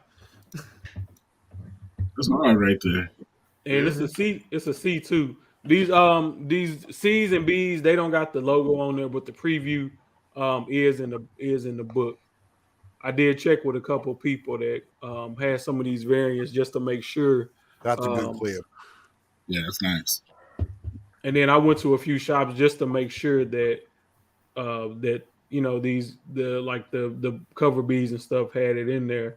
I thought it was a second printing of this cover A on 2, but that I cover's could be fire wrong about that. The cover's definitely But fire. I think that's everything I got for y'all. Yeah. 10, I think is that a 1 in 10? The secret variant. I know it's a small ratio. It's not like a high ratio. The secret. I think James bought up all the Spider-Man 5. No, I just bought all the cheap ones. I bought all the cheap near mint copies. There you go. So when you were going through all those Russian copies, one of the things that I want to mention is, and you guys are more than welcome to jump in it. Let me know if you guys want to do it. We're gonna set up. I think Jonathan was talking about maybe Hive wants to get into it. You're all welcome. We're gonna set up a foreign weekend on Whatnot.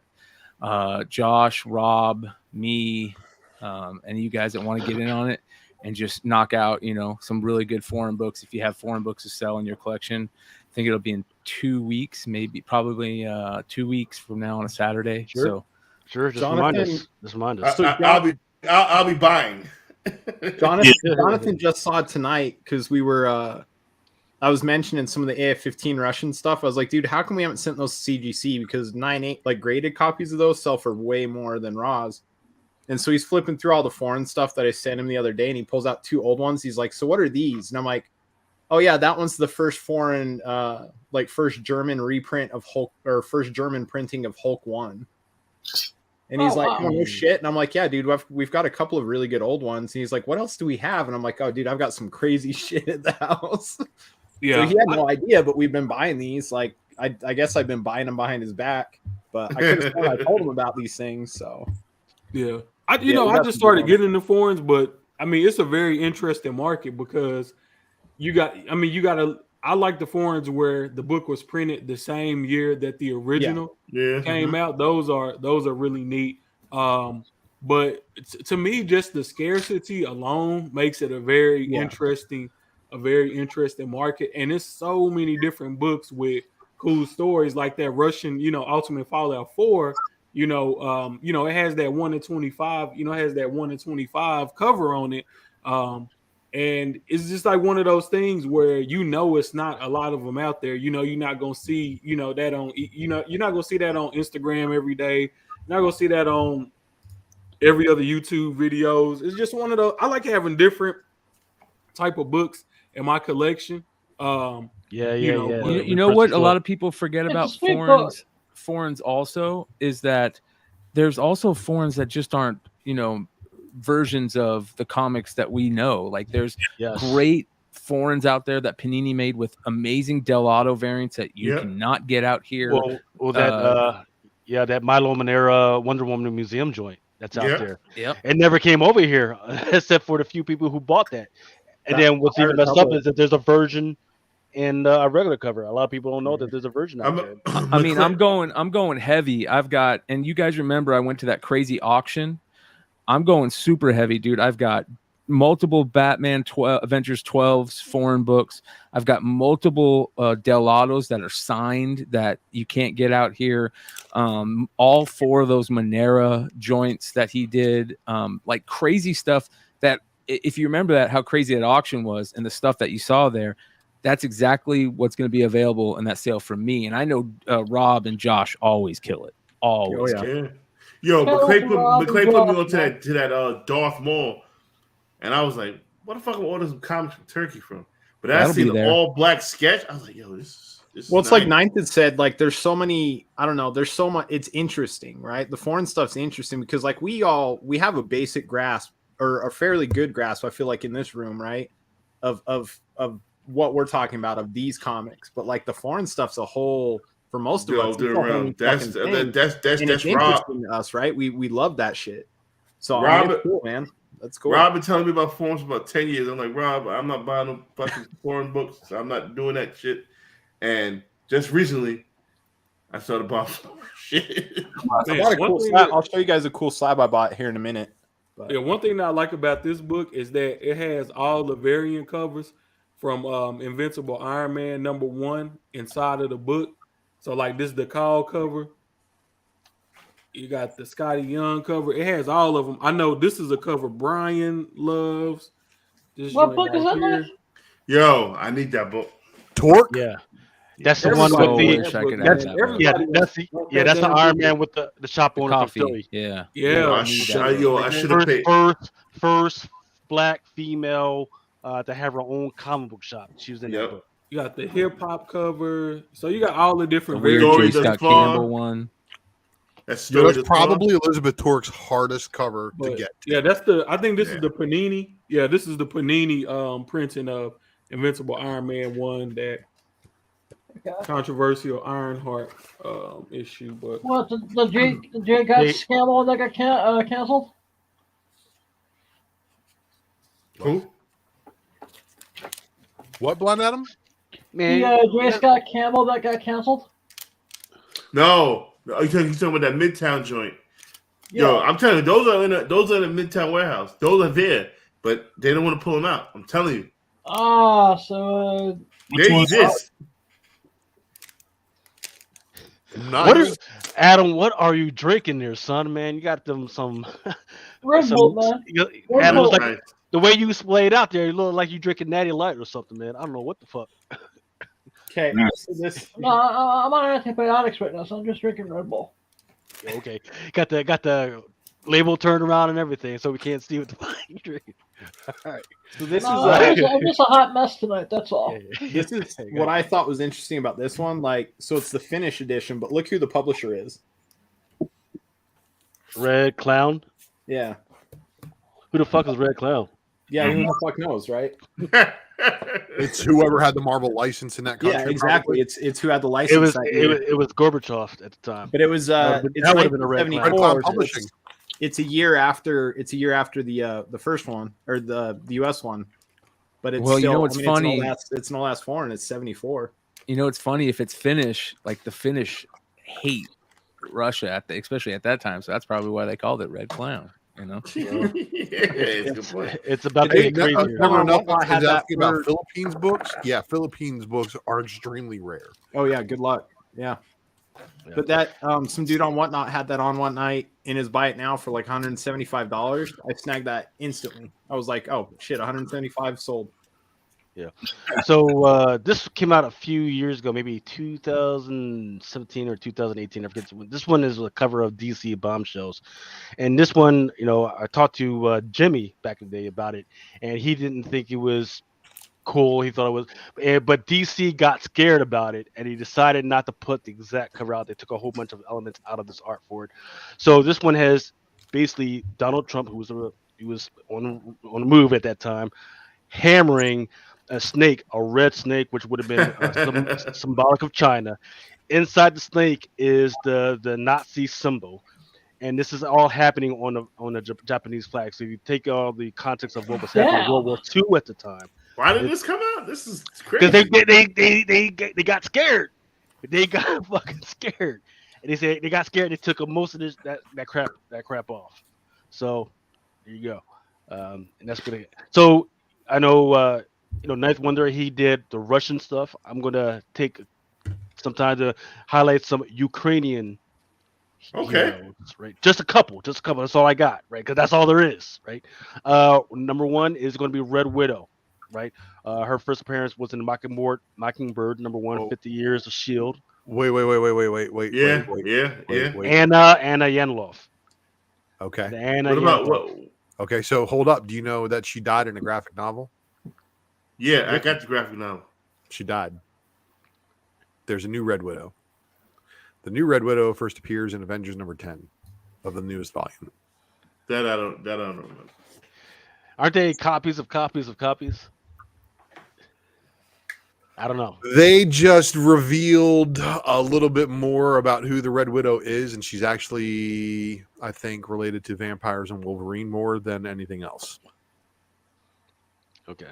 But it's all speculation right now. That's actually one of the spinning plates of spec matrices that I got working. Spec matrices. Yeah, this version of Red Widow, she died in the graphic novel. Okay. I was pretty pissed about that too, because this was like a big hype about her. The Ms. Marvel 12, and then the graphic novels came out, and then we never heard from her again. I was like, what the hell happened? And they said, yep, she's dead. I guess because our relationship with Russia was getting a little bit better, so we was like, let's just call out the Ukrainians. To include this guy, Luka Orkov, whose first appearance was in the New 52 Batman #3. This guy was a Ukrainian smuggler who had a good relationship with the Court of Owls at the time, and he was smuggling all the stuff for them, but eventually started working for Batman and with Batman on a lot of investigations and everything. I forget which show he's actually made an appearance into, but he's actually made into some TV series as well. So he's actually out there. And then that's all I got. I'm going to keep looking for more Ukrainian stuff or anything relevant that's out there, but that's all I got for right That's now. good shit. Go ahead.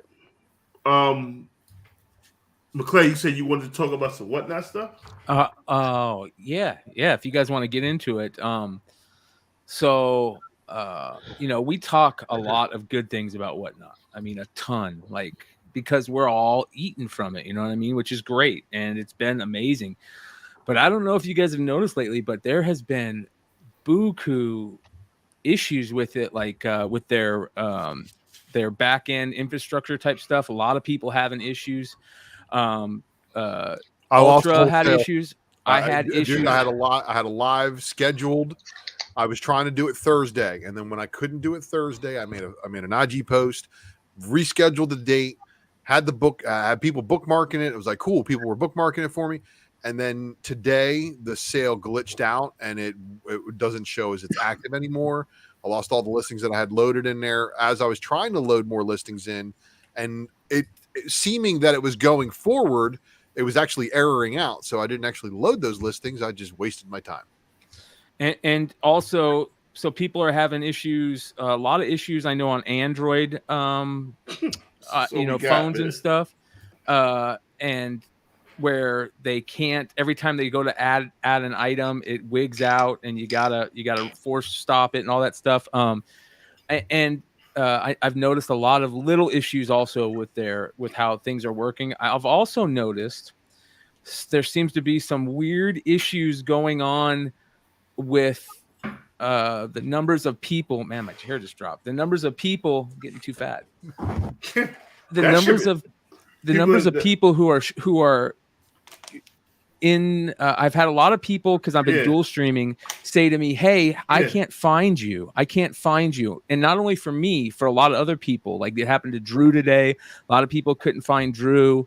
Couldn't get in. I've also seen a lot of issues on the back end. You guys know, I had my issue that I still literally have not heard back from a Whatnot person about. It's the only person I've heard back from was Chancellor. I hit up Chancellor. I said, "Hey, this is going on." He goes, "Make sure you send it to the right email." Boom, boom, forward him the emails that I sent to the right email. And I haven't heard back. It's been a week, and I literally have been told that I've had 21 returns, never had a single return. I've had those issues. I know, Mel, you said you had some issues, same type of shit. There seems to be a lot of little things that and makes me wondering, like, is this just, and it could totally be just new company issues. Are they working on? That's it. It's still a beta. Like they'll openly tell you it's still a beta. They're still rolling shit out. I did notice one thing, because I'm in the Whatnot Comics, the Facebook group, and some girl today had messaged in there. She's like, "Hey, how do you find sellers?" And I said, "Oh, there's a search. You can just search for them." And I got on there and I'm like, "Oh, they fucking got rid of it, because you used to be able to." You can. You can't. Okay, you say that, Mel, but I said that too, and then I actually looked, and you can't anymore. Okay, there's a lot of weird shit that you can't do that you should be able to do. I'm guessing there was probably an issue there, and they took it down to fix it, and because of that, it created those issues where like people weren't seeing people that were live and shit. I click Hive. You clicked Hive, but like, can you search? Look, I'll do it again. All right, look. So discover anything, right? Hold on, let me. Yeah. Okay. We can't see your screen. Yeah. It's never happened about it. Like can't shit. see. No, yeah. All right, so you click search anything. I type Hive, and then a thing's gonna come and says it's gonna say live shows, products, or users. I click users, and boom, right there. Huh. So also, and more, because they've pushed out a PC version, a lot more people are using the PC, and a lot of the things you can do on the phone you cannot do on the PC. So I always try to search people on the PC, and I have problems finding that. And I think maybe that was the issue. The utilizing, is a PC version of it. There is a PC version of it. You can use your webcam, but there's a big problem with that. The webcam, they'll only still stick you in that weird 9:16 mode. You can't use your full webcam. The webcam is much slower, even though if you have a super, like this is the regular webcam I got. When I use it on Whatnot, it is dog shit slow. So I'm not dogging them. I don't want people to think I'm dogging them. I'm just bringing up stuff to talk about, like, hey, these, maybe if they saw this, or, they heard, this is kind of like a response, to us that have been on the beta, that have been using the beta. Right. So, there's a lot of stuff that supposedly they supposedly had some type of OBS thing rolled out. I haven't seen anything with that. Nothing. There's been a lot of stuff on that. Another thing with Whatnot that I will say that is definitely an interesting conversation to get into, that a lot of people have been hitting me up about, on top of many other Whatnot things. Most people say, quit fucking talking about it. I don't want to hear it anymore. You talk about it. We're going to talk about it here. So yeah. But one of the things that I'm hearing a lot from people is questions regarding Whatnot exclusives and what my thoughts are on Whatnot exclusives, right? I have a lot to say on this, realm. Which this is what I love, right? We should be talking All about right. this stuff, I'm right? ready for this. So and what I will say to preface this is that transparency to me is always the best thing to do. It will help anybody who thinks that it won't help Whatnot to be transparent and stuff, they're wrong. It will so help, because a lot of people are hesitant. They're like, why are these things selling for so much? I mean, literally today, like we saw multiple of those Invincible books go for big money, which is awesome. You know, a lot of these people are saying, you know, what's the print run on books? How do you get them? Right there. Who's working? Hold on. Stop right there. Oh, sorry. No, hold on. Who's working with who? Where does this book come from? Can you only get it from that person? Is it only allowed for this person? For example, I'm not saying like favoritism and shit, but I'm saying like JJ's Comics and Art does a Good Boy variant. Yes, JJ comes out and says, hey, yeah, I did this Good Boy variant specifically myself with Whatnot. We got this many copies, this and this and this, and that is what it is. You know what I mean? I don't want it to sound like a favoritism. That's not what I want to get into. I'm saying just like we want to know print runs on books that aren't exclusives, maybe it'd be good to know print. That's just one of the small things. So basically, one of the things I've been asked a lot about is what are our thoughts on Whatnot exclusives, and to talk about it more. So I'll open it up. I love them. Well, one thing I do know is they, as far as the Invincible releases, they were transparent with the print runs on all of them. It's the same on all of the books that they released, you know, thus far. Now, some of the other exclusives, like the Good Boys, the Christmas Caroline, the Second Place, the what's the other one, the Rise of Dracula. I guess those won't be known 100% until all of the orders are fulfilled for the buyers that bought into those programs, because they had like a base minimum, and then you could add on additional copies that if you wanted to. But print run with those books, you know, it won't be that big of a deal because they're gonna be pretty low anyway. But with the Invincibles, I know it was like 3,000 on the trade. The foils is 150, the sketch is 500, and then I don't know what the virgin was, but I mean the print run, I don't think that's ever been like a huge secret or anything. I think what the problem is, you don't have a website you can go to look all of that information up to see, okay, this is what they reporting that, you know, the print run is this, that, and the third.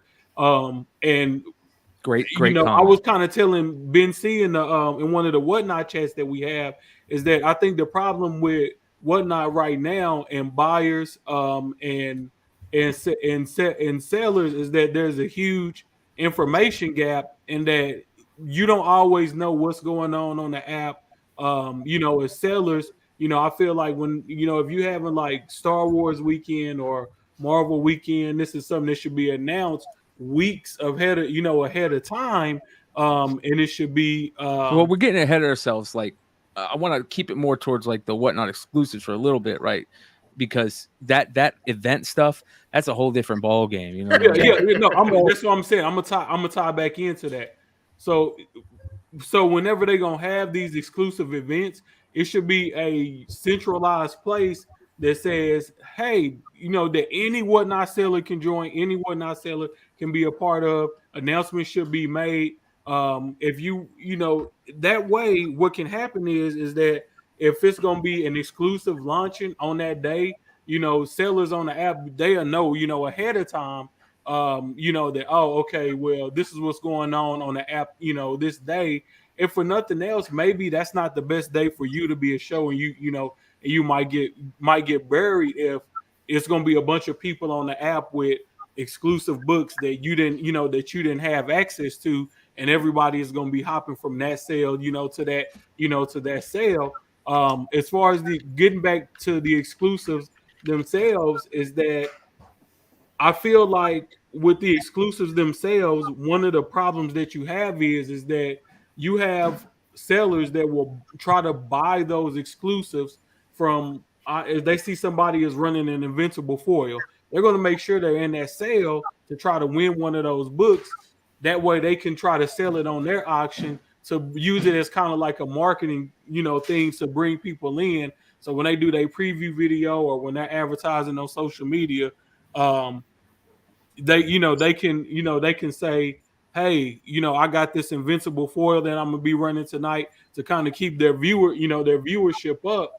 So sometimes people will have those exclusives that didn't necessarily get them from Whatnot. They just bought them from from other sellers. So it's a you know the only thing I hate is that I know at a certain point Whatnot is gonna have to get a lot more corporate, especially with their relationship with sellers. And that's I feel like that's probably I feel like in the future what I see Whatnot doing is those exclusives are gonna be like drops, in sales like they did with the PS5s and things of that nature. It's like, okay, we're not gonna give these out to anybody or let any sellers buy in. We'll just drop these, into sales randomly so that people can say, oh, it's not no is say so people can't say, oh, it's favoritism, or also so they can publicize the print run ahead of time on the website or something, and then they can let all right, we done gave out all of the invincible trades, we done gave out all the invincible foils, et cetera, et cetera. So it's gonna be a working process, man. I'm not I'm you know I'm not down on the app. I'm not down on the app at all because, like I said, I started up. I helped start up. I was like one of the first employees in an entire new division for a huge company. And man, when I left after 7 years, we were still trying to figure stuff out, bro. Like stuff was changing all the time. So I'm not mad at them at all because I feel like things could be like a whole lot worse. Especially being that this thing is brand new. But I am biased because I'm eating on the app, man. So it's hard for me to feel a certain type of way when. Let me flip this. Let me flip this. People in the chat, what are your thoughts about the exclusives? What problems do you have with the exclusives? Because I know some sellers hit me up like, yo, how can I get exclusives? Why am I not getting exclusives? Ain't your time yet. I'm gonna keep 100%, man. I'm gonna keep all the way a buck. It ain't your time yet. So They're gonna give books to sellers who are, but because remember, every book they sell, they make money too. If you can't sell for shit, you ain't gonna get no books. Makes sense. If you can sell for shit, they will contact you. They will hit you up. But if you ain't selling for shit, is it fucked up? McClay, what's your thoughts? So here's my thing. And I'm not saying it's fucked up, but I'm saying when you get to a point, hold on. I know it's business. I know it's business. But so one of the things that I'm getting a lot of, and you can go look at the fucking comments on Flipside if you don't believe me. One of the things I'm getting a lot of, and I'm getting a lot of feedback from the people that contacted me, like, hey, can you get me into Whatnot? All right. And one of the things that I'm getting back is, I can't make enough money off of what I'm selling on Whatnot because I'm not a social media person. I don't have I'm not a content creator. I don't have a huge platform, and I don't have enough people coming on. So now I'm back on eBay because I can't get enough sales on there. Now, here's the problem with that I see right now. There's an algorithm for Whatnot, is there not? That algorithm says if you sell more than $1,000, you get more love in the play system. So if you never sell more than $1,000, you're never going to get any love, and it's going to keep you're going to keep getting shitty sales, and you're not going to want to sell on the app. And then we get into a problem where it's not like eBay where you have anybody that can be on the app, and it opens it up, and you just have talking heads. You just have people who are other people are going to be like favoritism, this and that. Whereas if it's and I'm one of those people, so don't get me wrong. I'm just playing devil's advocate. I'm being honest here, intellectually honest, right? If it gets to that problem, then people are going to bounce. And what's the biggest problem on Whatnot right now? There's not enough buyers. We're buying each other's books. We're smelling each other's farts. Okay, I'll buy the books for cheap. Okay, so I'm- I've got a lot to say, and I have a unique. back Brian in a minute, knows, guys. not a lot of you guys know, but I'm gonna spill the beans. I have a very unique insight into everything that was just brought up. So Hive Comics was contacted New York Comic Con last year. We were asked by Whatnot if we were coming to New York. We had no fucking plans on it, and then we got coerced by Chancellor to come out. And the reason why is because I have a good relationship with Jack. I have a good relationship with Whatnot. We're a stand-up company. So we got reached out to run the convention variants for Whatnot for the foreseeable future. So behind the scenes, we've got I've got thousands of books in the office right now that are convention exclusives for Whatnot. Now, one of our biggest things that we said is like, listen, that some shit's got to change, because we don't want to get dragged into this whole situation where, like, listen, our name's on this shit too, and stuff's not being done above board. And a lot of that was accessibility and transparency, right? And they've been pretty transparent with the Invincible stuff. I feel like they've done a good job with that. But one of our big things is like, well, how do we adequately know that the percentage of these books that are meant to go out to sellers are going out to sellers The that right are gonna sellers. make the best use out of them? Not exactly. So a lot of it's like we're going to be sending. We told them, like, listen, do what you're going to do with some of these, but some of these for us, give us a fucking list. Give us a list of like, who are the newest sellers? Who are the sellers? Like, let's give some of these guys a bump, like stuff like that. So there's a plan in the future to change the way distribution is handled with Whatnot exclusives. And I can tell you that 100%. There's a plan for the future, and it starts really soon to like make sure that a lot of that shit's adequately distributed. Because it should be. Everybody should see that come up. As far as the algorithm stuff that you had said, Brian, I think the algorithm that a lot of people miss out on is the fact that, like, there's an algorithm. You're going to hit that main page if people tag your sale. Now, the byproduct of that is if your sale post is one of these Invincible books, you got 60 people tagging your fucking post. So you're going to be on that main page. And that's what people are missing. That's what some of the sellers that aren't getting these books are missing out on, is that bump, right? You're missing out on the ability to be like, yeah, I got an Adam Eve variant that I'm selling tonight. So then you have 70 people in the fucking. We sold 2 tonight on our sale, and we had like 90 people, which is like, we've had sales that were bigger for sure, but for a Friday night sale, like, Brian, how many did you have in your sale? You had what, 35, 40 at cap For what? for your sale tonight on Whatnot, or on Friday? How many books? No, how many viewers? Oh God, maybe 25. Yeah, and because we had the Adam Eve as on our thing, at the end of the show when we got ready to sell those, our viewers jumped from, we had like 70 something the entire show, it jumped past 90 up close to 100, because those books are they're a lift, right? And that's what they were supposed to be, but they're not getting out equally. They're not getting out to people. And this, by the way, James, and you guys on this panel, this is what I'm talking about. Like the conversation that we're having so far is excellent, and people this is gonna help so much. So keep this energy. Like, this is great. I got a lot to say. Can I say this though? I applied like it's been like 4 or 5 months. Yo, you good? I got you in there. You good? No, I don't know, but I'm just saying, like, it's not just like, I mean, it's a process. You know what I mean? Like I told you guys, you know what I mean? I was like, you kept saying, even James was like, man, I'll hook you up. Yeah, man, like. If it happens, it happens. You know what I mean? Like I didn't take it from a standpoint of, I need to be on Whatnot. I got a career, man. You know what I'm saying? This is secondary. You know what I'm saying? But it's a platform that I enjoy. So it's like, you know what I'm saying?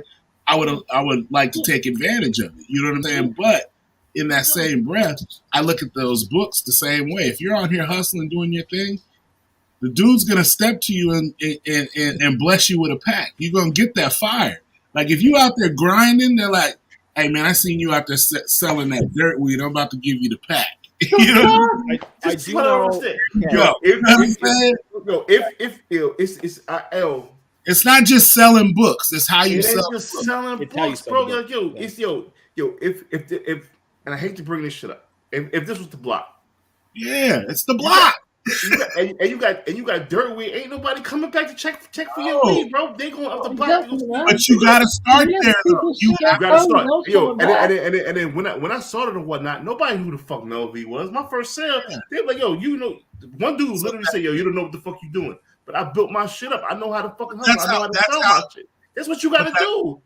That's how you some media presence. motherfuckers hit me up and they acting so goddamn entitled. Yo, I got fucking 10 people in my cell. Motherfucker, you gotta build your crowd.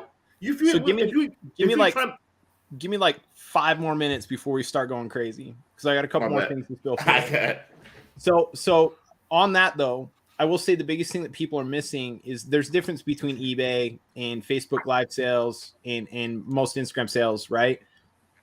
You have to come at it from that perspective on whatnot that you are creating content. It's not permanent content. You can't go back and look at it months from now. At least not right now. You can't.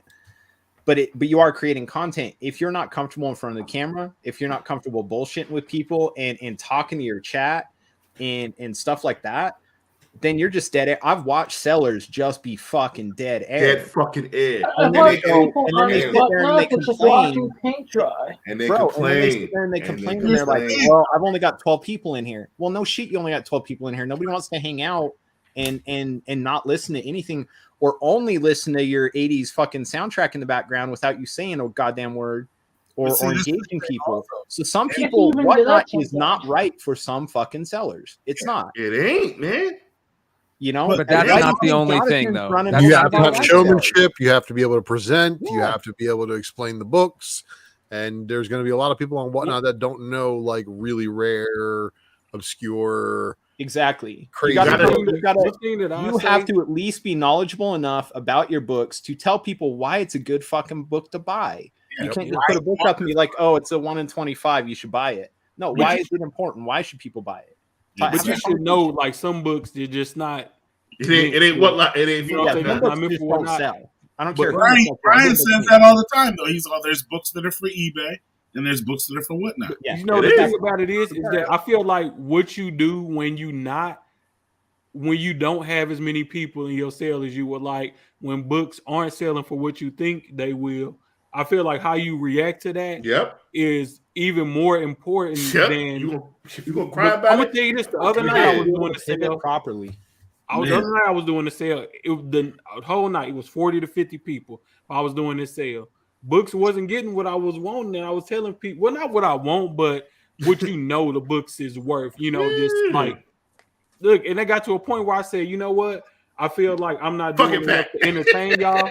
Let's spice it up. Let's switch it up. So I was like, I'm gonna do a I don't give a fuck pack. Yeah, fuck and pack. I just started going through books and I slammed them on the table and I threw a slab on the table. I say, we bidding for all of this right now. From the moment I did that to the end of the show, engagement just went crazy. Thank you. Yep. You gotta know how to entertain people. You gotta be like able to switch things up on the fly. Like if you get 100 people asking for Moon Knight, dude, you better run to the back and get them Moon Knight. Get that Moon Knight. Yep. You might not never get a chance to sell that. You have to be able to fucking pivot. You have to be able to pivot. Motherfucker, I see some yo, don't request books. Motherfucker, yes. And myself, request motherfucker books. Look at that motherfucker list. What the fuck do you want to see? And I got you. I got you covered. I got your back. You know what kills me though is everybody knows, like all of our customers know we sell Hive exclusives, right? And what kills me is when people come in and they ask for some crazy ass obscure book, and I'm like, I might have one, but like, bro, that's not this sale. Motherfucker, I had 10 books in my auctions this morning. This morning I made a fantastic amount. I made so much money this morning. I was gonna call out of work. I did this shit in 30 minutes. Dude, I was so mad I missed your sale. By the way, I had it pinned. I had it tagged. I was ready to go, and then I was like, post office, bank, comic shop, like all this other shit. I had you. I was listening to you in my car as I was driving around, but I didn't fucking, I wasn't bidding on the freeway. Yo, first Cad Bane. Cad Bane Aja variant. I sold that shit for $400 today. Can I say another thing that I think is important that can help Whatnot, and that is response, right? I know they don't have a lot of people, but it's really hard to deal with them lately. Like it's hard to get into it with them and shit like that. What are we watching? So they are aggressively hiring right now. And this is something else I was going to bring up. There's two more things I was going to bring up. So they're hiring right now for what they're trying to do is subdivide some of the stuff a little bit more, right? So they're going to be doing like modern comics and vintage comics and like having like reps for each of those, so that it gives more people to be like, okay, in foreign comics and like there's a bunch of different sub things that they're trying to bring into it. And what it does is it gives those people, it spreads it out a little more. So the workload's in such a way that there's more people to be able to respond to issues and questions and problems that are sellers. The other thing too is like they're hiring a bunch of liaisons to like that are reaching out to people within those subgenres that are sellers on other medias or buyers on other medias to bring them towards Whatnot by attracting the bigger sellers. I mean, and that's what we've seen. Like that's why a lot of us have accounts, right? It's because we already have a seller or we already have a buyer base, and we brought the buyer base with us. No, but I brought a ton of like Hive Comics brought a shitload of new users to Whatnot. Bro, you guys all did too. I remember I started this shit. I started on like ground level shit. Yeah. Hey, I got that. I'm telling you right now, they have algorithms for all that shit. We had a buddy of ours that did a sale, and he sold like he did an exclusive. He sold 400 copies on his website. He had like 100 copies left. He brought them to Whatnot. He said, "Hey, if you want the last 100 copies I got, you got to come to Whatnot tomorrow." They had, between when he said that and the next day, they were able to track it. They accurately tracked. He had 120 new buyers sign up for Whatnot that between that day and the sale that then tagged his sale. Yeah. So he from that one thing brought 120 new fucking buyers in. And so that's why you see some of the sellers that you see. But now they're starting to let other sellers in because they're realizing like they're not hitting all the markets. They're not hitting everything. So, but with that, they're bringing buyers. Like people are bringing buyers with them, and the buyers get trickled around. So, I mean, they're being smart about it. They're being analytical about it. But I think the problem is there is a disconnect in the higher up areas of Whatnot where like comics isn't pops. Comics isn't action figures. We're a very small piece of it. Yeah. Comics isn't cards. Like it's a different fucking animal. And I think they're starting to figure that out. But I think up till now, man, they've been handling it a little bit weird for comics. Let me say this. I never sold a pop on there in my life. Me and my wife got in there and we entertained. Bro, yeah, that shit was fun. Hey, I'm gonna throw something out here, and I don't want it to sound like I always have to preface this because you guys listen. Like I say that I'm one of these people that I'm eating from it. You know what I mean? I'm one of these people that has I'm about to get Peter North on my shit. I'm one of these people that have a platform that has taken advantage of all this stuff. You know, we got in at the right time. I love what Leg says. We got in at the right time, right? One of the things that I do want to say, that I thought that they were doing really good with, that they kind of started off with, that I really loved, that I think kind of took a weird turn, is they started actually hiring some people within the community, right? They still are. Yeah, and what I thought was really good is some of the people they were hiring, and trust me, I'm not doing this because I want to be hired by Whatnot. I don't. But one of the things that I thought was really great is that they were hiring people in the community that were content creators that were good in front of the camera, and those people haven't been in front of the camera. And like, you know, Adam, Jack, whoever else that were good in front of the camera. Jack is fucking great in a situation like this. Where is he? Like that would help so much. He should be a liaison to. He should be a face for Whatnot, being like, this is what's going on. Adam. Those people should be those in this situation to answer these questions on a regular basis, right? Like Tom from MySpace. So Jack has officially taken a new role within Whatnot, which is the head of the marketing department.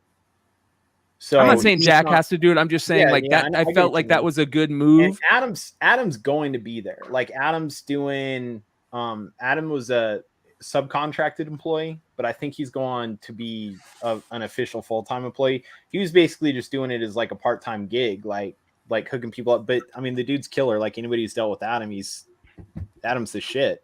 Yeah, good dude. So, That's that's what I mean. Like, man, that would help so much to be able It to would. have somebody that shows up in these that's here, Here. yeah, doing shit like this. Exactly. Hello.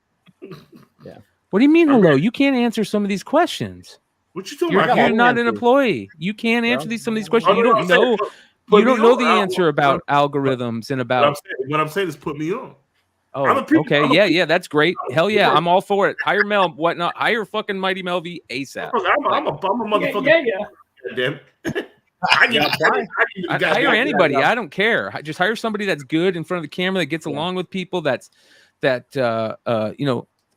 was hyped. I was hyped when out Jack here that can officially answer questions. That's and be good at it. I was hyped when Jack was going around and telling everybody I'm going to get involved in this company, and I'm thinking, all right, perfect. That's what we need. They moved him up before he got a chance to really make that impact that way. Yeah. And it's sad, but he'll make his impact the ways he makes. He's already made his impact. I'm not saying like he needs to make an impact. I'm saying to better to answer these questions, right? Because there is a lot of frustration. That listen, I have been getting so many damn fucking comments, messages, DMs saying either how come this is happening? Quit fucking talking about Whatnot. I'm so frustrated with it that I don't ever want to hear about it again. I could see how that could be an issue though, because like if I was like looking to that to be like my grind, I'd be mad that I applied so long ago and am a part-time content creator and I didn't get the look. But I'm not hating. I'm looking at my boys like, man, they're eating. That's what they're supposed to do. I know what to do. I got the blueprint now. You know what I'm saying? That's how I look at it. Right? Actually, I'm being very well educated, and I thank you guys right now. Yeah, that's what I'm saying. I hear the do's and don'ts from everybody's perspective. So it's like, okay. And that's why we need to have more conversations like this about everything that we're involved in. You can't. I tell you what, you can't have a cool conversation for an hour. Because I don't think people, I don't think people got on here tonight hoping to listen to conversations about. No, they didn't get on here to listen about algorithms and product codes and business enterprises. They came here to listen about comics. We could talk about weed. We could talk about drinking. We could talk about porn. But we got to mix it in with comic show. We could talk about all that now. Let me say this in closing. If you know you get nervous in front of the camera, if you know you can't sell for shit, don't come in here demanding you be put on fucking Whatnot because you're gonna fucking drown. Not necessarily because you don't have to be in front of the camera to sell on Whatnot. You can be behind it and you can talk. But what I'm saying is charisma. Here we go again. Here we go again. Let's go. If you don't got charisma, you're gonna have people out here at 6 o'clock in the morning. And I will say, like, take this to heart. You know what I'm saying? Because I'm gonna live by these words. If you ain't Mel V, you don't have to do $1 1 minute. You don't have to. You know what I'm saying? Nobody said there's a time. Whatever the time limit they give you is the time you take. If you got to make your money how you make your money. Don't count somebody else. Me and Mel was on the guy's sale the other morning, and he had like all the new comics that was coming out, and he had most of them set at like a bottom line starting price. That was totally reasonable, and he did everything sudden death. A different experience for me, but I still spend a good amount of money with the guy because look here. So let me break in and tell y'all something that y'all missing out on. There's a whole bunch of sellers that are on TikTok right now, and they're selling their shit through TikTok, Facebook, IG. Yeah, you go on TikTok, they got their Venmo or their PayPal, whatever, and you just send them the Venmo or the money to PayPal, and they're like, all right, yep, got it, and then they freaking keep on going. But I'm gonna say this. Whatnot. I'm gonna say this. I understand people hate me talking about it, but I'm gonna keep talking about it if I'm going to keep trying to make money on it. So Me too. that's So- any comic thing. An app that I like to use to find books, whatever. But they're not going to hear you. They turn it off because oh man, we're going to hear about algorithm. So let's get into some of the books or some of the, so what I wanted to talk about was this book. This is not on an FOC this week. This is weeks. This is maybe a month or 2 months from now. It doesn't FOC, come out just until FOC. way in April. Yes. The reason why I wanted to bring this up is because the solicit talks about Miles Morales going against Salim, which is the clone, and it's some alternate universe. In this alternate universe, he meets Captain Billy. Captain Billy is his sister in an alternate universe. So the young lady that's on the left-hand side, that is Captain Billy Morales, all grown up. Right? So for those that don't know, her first appearance was in Miles Morales number 13. Yes, sir. There was it wasn't a Centa variant, but it was one of those weird, hey, meet percentage variants, right? Hey, meet 100% of this, and then you get all you want, whatever. And then there was also a second print of that, which actually has her right there on the cover. That's the one in the top. Which came out during COVID. So how hard was it to get that Spider Island one? Because I only got one copy, and I got like. Oh, imagine. So there's two things that were happening, right? Number one, a lot of the comic book stores weren't going to be open at the time, right? Because hey, freaking our state won't let us be open, or if we do, we gotta make sure that or if we do open, we got to make sure that we have enough books just to cover the actual people that are going to come in. So if you didn't order this prior to, comic book stores just weren't going to order this thing. Because that's like a C cover, right? Because it's like the Rhino cover one, then it's the Raza, and then it's this one. Yeah, it's like a C cover, yeah. Yeah, I think so. And I like everywhere I went, like I never saw one. I got one in my stack at my LCS, and he only had one. He had all the other covers, and I got it. But other than that, I had never seen that in the store. Oh, you passed it on Billy Morales? Crazy. Okay. That book's been crazy since it came out. The first day. Okay. All right. Well, hey, real quick before Lucas starts getting real deep down his rabbit hole, I'm going to try to do what I can to try to salvage my whatnot sale for tomorrow. So that's going to require. You don't have to re-enter all the books. You can just clone them. I know. I can clone them. I gotta make but the ones that I thought I entered that aren't there, are the shitty ones that I have to fully fucking re-enter again. But it's fine. I'm going to try to salvage the sale, and if not, I'll reschedule it. If not, you'll have it in the chat, and we'll just. You're gonna get love. You're gonna get love anyway, bro.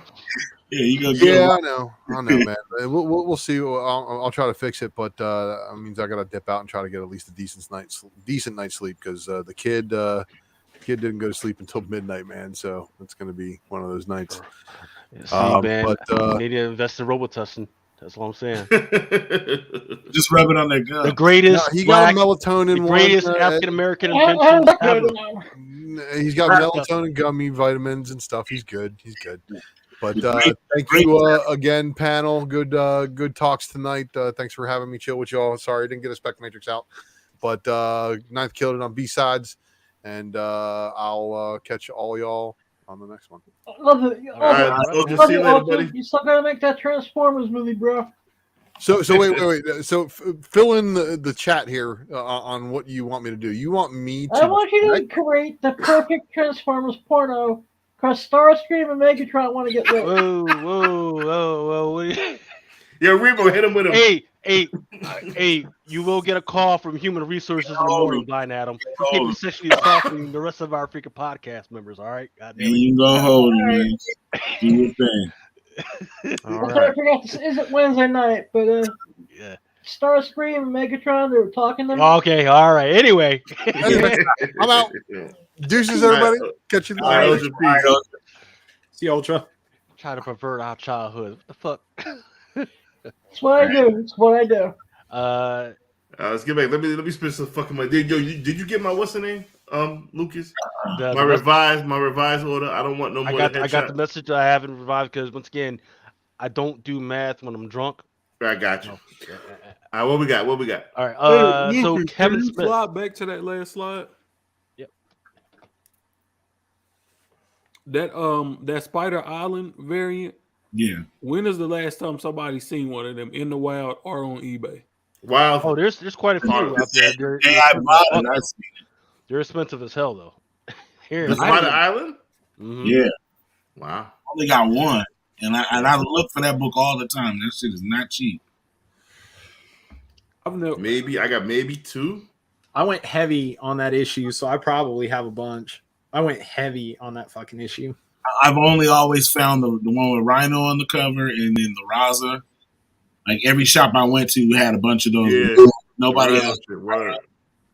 I've been looking for that book for the longest. That's one of the last, because I got almost every book from that run, every printing, every ratio variant, every cover A, and that's like one of the last ones I need. But Ninth, I'll look never- through ninth. I'm going through my shit sometime in the next like 2 or 3 weeks. If I come across those, dude, I'll just send you one, man. Appreciate you, brother. Yeah, I got you. Does Drinking Chat I'll have check an my HR? box out Yes, too, we man. do. Through Comic Crusaders, we do have a human resources.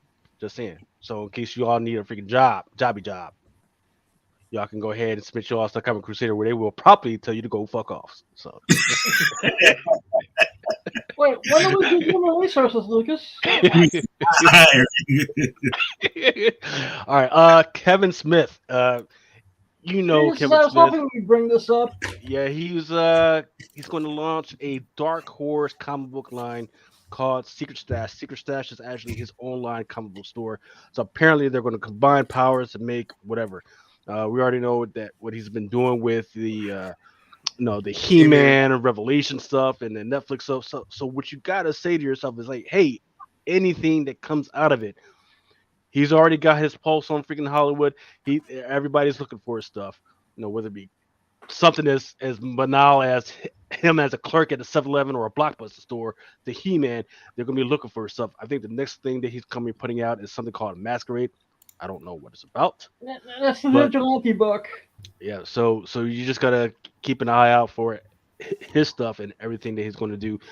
And I think maybe like a year ago, I started talking about the NFTs. I don't even know if they came out or not, but Was that the Clerks 3 NFT?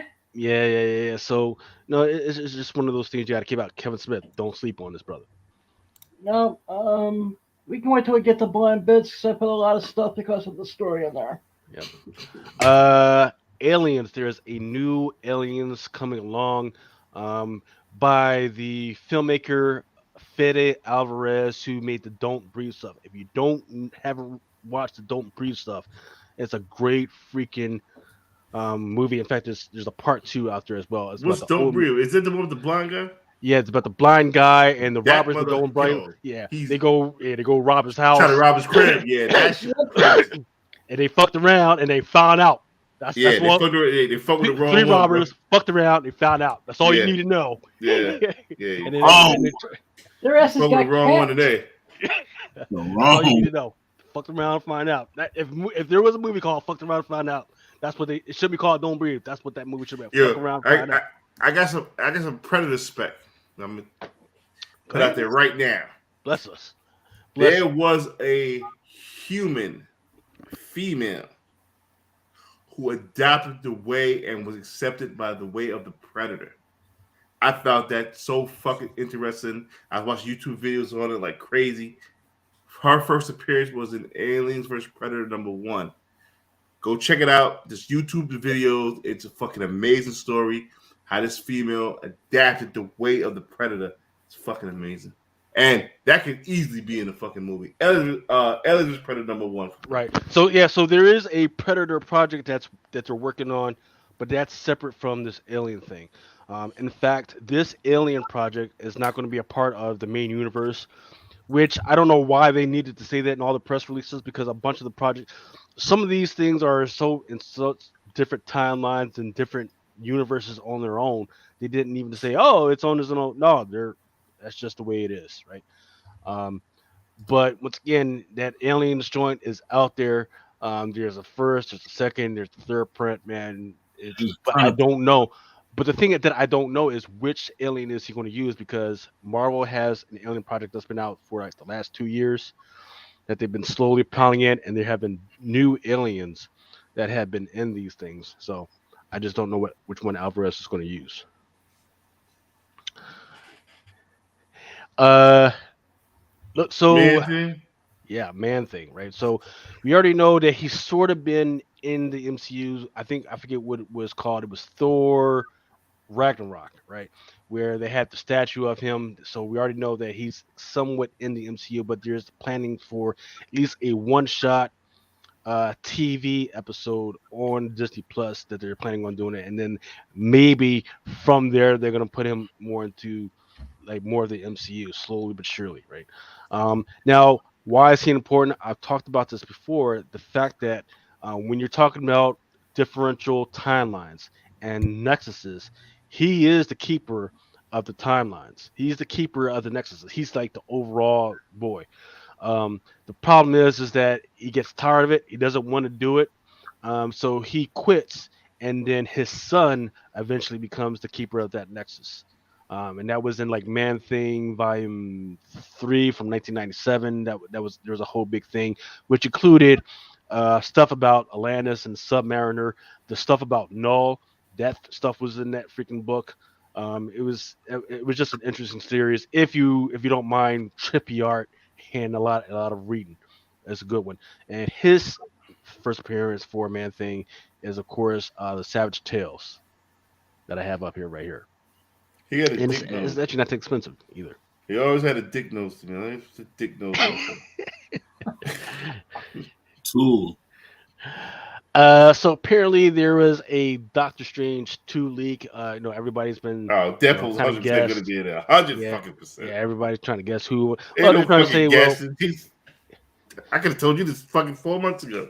yeah, but apparently it's just in the at the end, right? It's not actually Yeah, in the it's movie. probably a It's one of post credit those scene. post credit scenes. No, Who cares? well, Deadpool's so it's gonna like be okay, in that's this fine. movie. It's like yeah, that's fine. I don't give a fuck. Like Yeah, if you okay, didn't think whatever. Deadpool wasn't gonna be in this movie, you're out of your fucking mind. Yeah, And that's fine. and if he's not in the movie, I would look like a fucking dickhead. But fuck it, but he's gonna be in the fucking movie. But I mean, but I mean, they're still cutting it. They're still looking at it, still cutting it, so they could put him in, and then eventually decide that they don't want him in there anymore. So Yeah, but I think a lot of people are forgetting that Ant-Man is going to share the same thing. It's going to be it's going to have all the multiverse in it. So if he doesn't end up in Doctor Strange, I'd rather see him in Ant-Man. But you gotta remember, Deadpool was the first character to be in a multiverse. Yeah. Remember, he went back into his movie from X-Men Origins, killed Yeah. himself, went back to fucking Ryan Reynolds, killed Ryan Reynolds. He was already in the multiverse. Yeah. He's the first one to do multiverse type shit. Think about it. You got to put him in. You don't have to put everybody else in first. They can put him in. I was gonna be in it, 100%. Yep. And then, so hey, they are reviving Futurama, right? It was a great Yep. show, but I don't know what was going on that they decided to quit. No, I guess like all shows can't be like The Simpsons and go for like 32 freaking episodes. But they are bringing it back. I never But don't liked this forget, shit. you don't like the shit. Yeah, Never liked this shit. that's fine. That's fine. But He there said are a it's lot of fine. people that like it. Yeah, it's true. True. It's like Rick and Morty. A lot of people don't like Rick and Morty, but hey, it's going to be around for a while. Yeah, But they are bringing it back. Don't forget that there is a first issue of Future Comics #1 around, and there's also a San Diego Comic Con version of this as well that's out there. Don't forget that. Also, don't forget that Paramount Plus, they are working on a Teenage Mutant Ninja Turtles revival with Seth Rogen that's out there. I actually talked with some of the IDW guys on TikTok. I was like, hey, that's great because they were trying to push it. Hey, the freaking what's that freaking thing? Because they've been doing like, hey, freaking Michelangelo or Raphael. I forget what that's. Oh, the best stuff, right? That was, and then they said, hey, this week we got Best of Jenica. I was like, I don't give a, and I told him, I was like, I don't give a fuck about Best of Jenica unless they're gonna fucking actually put her in the fucking show, right? And they was like, oh yeah, that's a great fucking idea. Don't know what that's all now. Yeah, that means no. Now, so what was interesting is even crazier was hey Adam, on your show, what was it, like a couple of weeks ago, we actually had Tony on there, right? Yep. Tony Fleeks. Yeah. Is he, or is Adam still awake? Or barely? I told you, if you're going to drink Natty Light, drink it towards the end of the show. That way your ass don't fall asleep like that, right? No, Anyway, honestly, I so- can say so- I'm dealing with yeah. a broken blood vessel in my left eye today, so That's why I'm a That's little. why you got. That's why you gotta. If you're gonna knuck when you buck, you gotta be prepared to duck as well, Yeah. motherfuckers. Don't be just be throwing That's bows true. and shit. You know? Anyway, Adam uh, Stubbing tonight. hey, y'all don't know. Hey, Adam, he's not just a pimp, man. He's a thug out in the streets, man. I'm trying to tell you got to keep his bitch in check. You turn the lights off. He's a dangerous motherfucker. Just like, Campaign strong. but yeah. So Adam had Tony Fleece on there, and he was talking about stray dogs, right? And we got to talking about the option. He says, hey, the license for the option for stray dogs is almost up, right? And he said Yep. they were in negotiations to re-up the option on that, right? Because a lot of people like I hear because once again I hear people talking about, hey, this got option 2 years ago. Like, no, if it got option 2 years ago, options usually only last for like 7 to 8 months. Oh shit. So if it's after 7 to 8 months and you haven't heard nothing, that shit went up. That shit is done, right? So he was like, "Hey, freaking yeah, I got option, but it's almost up. So we're talking about it. We're trying to negotiate for more time and everything." And I was like, you know what would be good, man? Freaking put them in, especially since it's you're dealing with with Paramount, right? And they own the Teenage Mutant Ninja freaking Turtles. Why don't you just have them put some of the stray dogs in fucking the new Teenage Mutant Ninja Turtle? And he's like, oh yeah, that's a good idea. So he's thinking about freaking talking to them about that shit, and putting in a bunch of crazy freaking projects because I don't think that Stray Dogs animation shit. I don't think that's freaking coming anytime soon. It's gonna be a while because Yeah, I think to it's get gonna the be type of a long while. to get that type of art quality. Yeah, art takes See, time, bro. For me, I'm old, so like I went through both. My turtles are violent. You know what I mean? Like they, Yep. they had a little oxygen tank in their mouth. You know what I mean? Like they was in space. Like it wasn't in the city. You know what I mean? So it's like, for me, I don't want to see none of that shit unless it's that. You know what I mean? And then the new stuff that I remember when I was much older was like, like a mockery of the turtles. You know what I mean? For me, from having read them all growing up, it wasn't the same. It was cool, but it was like when MC Hammer drank Pepsi. You know what I'm saying? It was like, you know when they put colors on the mask, I'm like, what the fuck are these monsters? Yeah, they all had the same color. They all had red. Yeah, they all had the same. You only way you could tell them was by their weapon. That was it. You had to see That the was weapon. it. That's old school. And they weren't no goofy, goofy. They weren't no goofy motherfuckers. They was at all. Every last killers. one of them. And they kept each other up. Like it was never like bickering. You know what I mean? It was Right. like it was like some. It was like on.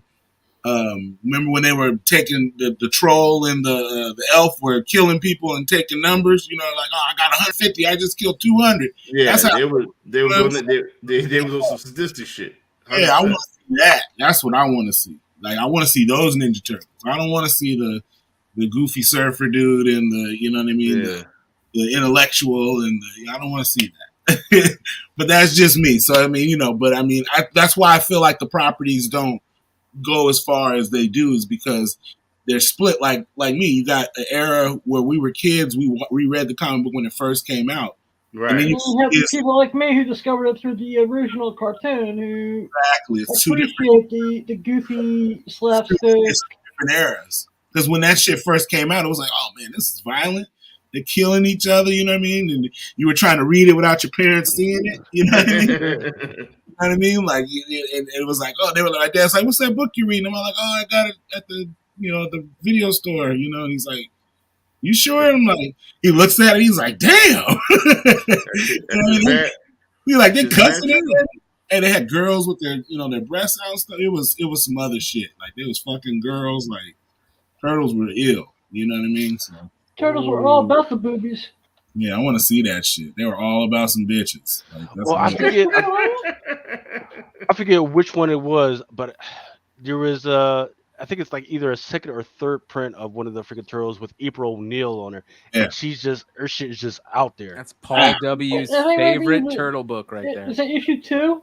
Yeah. They were on her tough, dude. They were trying to, third print, right? They were trying to gang.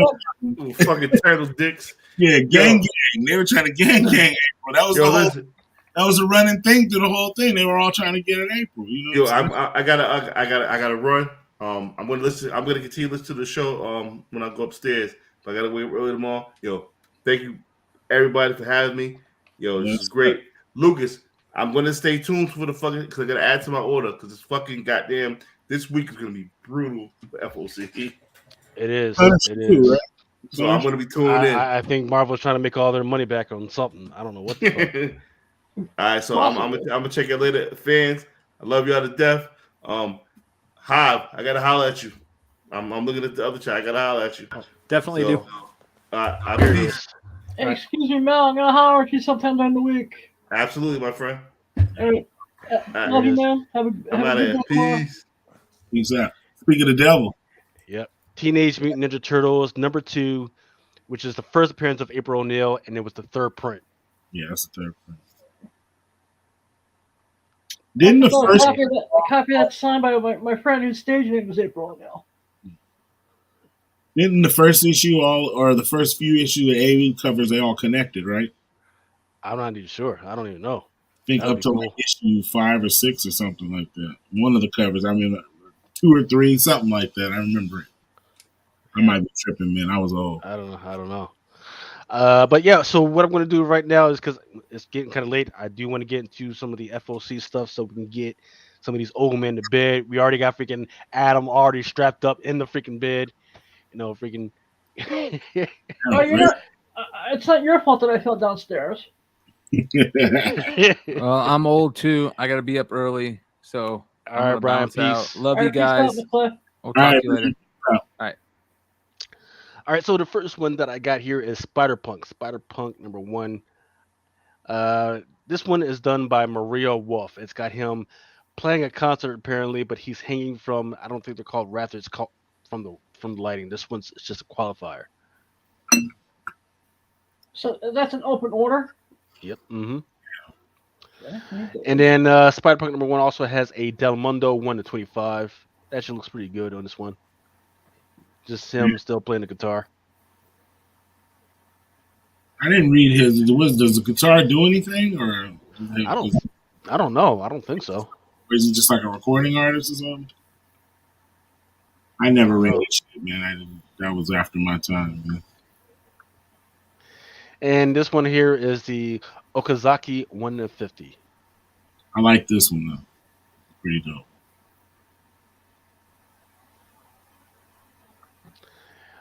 Don't forget that Star Wars Crimson Reign is still a thing. There's #4 is out. It's going to be this one is going to be the Raza Night's Dawn variant, and this is part of that connecting variants part. I don't even know who the character is, but still looks badass. Mm-hmm. Also, there's going to be a Ronald Trader of the Dawn variant for Crimson Reign.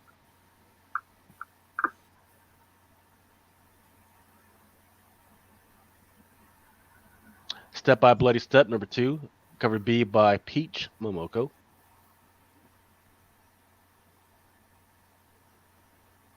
Strange #2 by Stephanie Hans.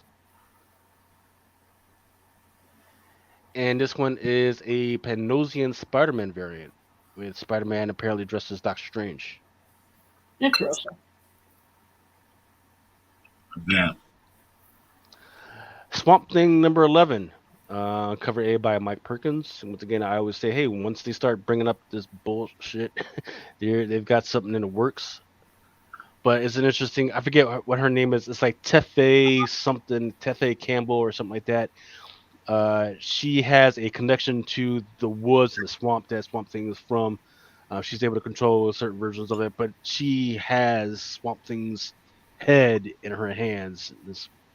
I don't know if it's blood, but it's something that's sticking from it. Pretty good horror cover. Yeah. And then there's also going to be a 1/25 Kyle Holtz card stock variant. I'm sorry, but it's just not as good as that open order joint. Teenage Mutant Ninja Turtles Annual, cover B by Eastman.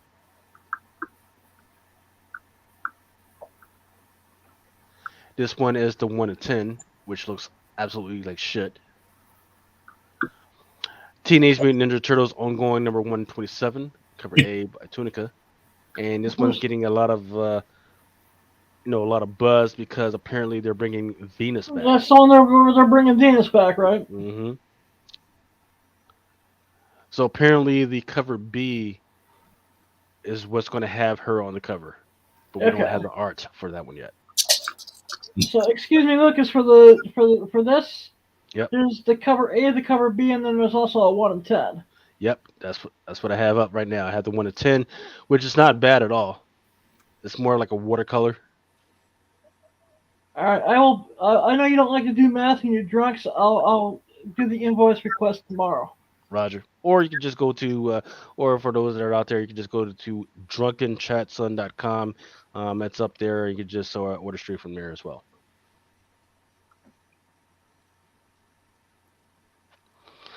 Transformers Wars End #2, 1 to 10 by FICO Osio. It's got Soundwave on the cover, looking badass. Ooh, nice. Unholy issue #4, love story by Lucia Perillo. And then there's also a Rose Beige. I don't know what in the heck this is supposed to be. You can tell it's definitely Rose Beige, but I just don't know what she's trying to depict. I like the colors, but yeah, I'm with you on that. Like, what in the hell's supposed to be going on there? I know what's going on right here. Little freaking vampire orgy. This is by Shannon Meyer. He's got a blonde, he's got a brunette, he's got a redhead, Hell getting into that yeah! vampire action. A little blood blood fetish going on here, man. That looks like a blood orgy going on, man. Yep. And then there's another one where you got the same thing, a red, brunette, and a blonde, but you got a little black girl magic going on here as well. And this one is by Sta Maria.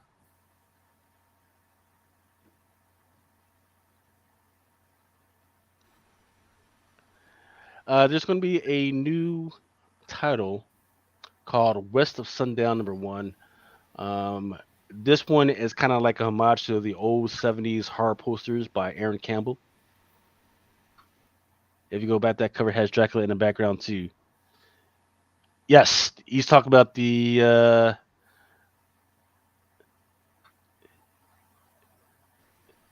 yes. So he's talking about this one. He's talking about that behind these girls, there's Dracula, and then on the Sta Maria, he's off to the side as well.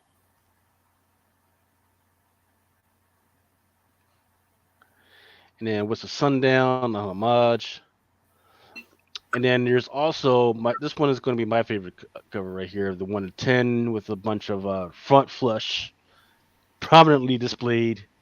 This one is for the Awesome Sauce Radio. That an old one? Huh?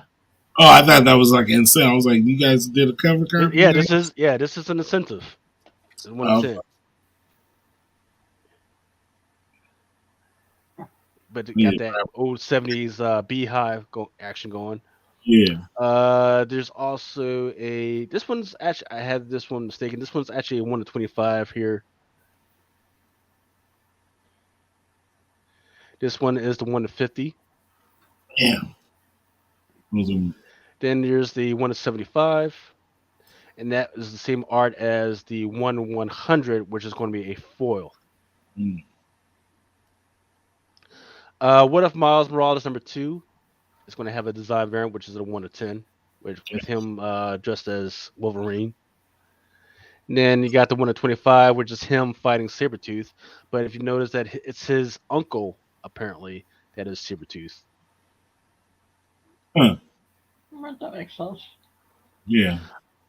X-Force X-Force #27, Gil teaser, 1 to 25. I don't know what in the heck is supposed to be going on here, but all right.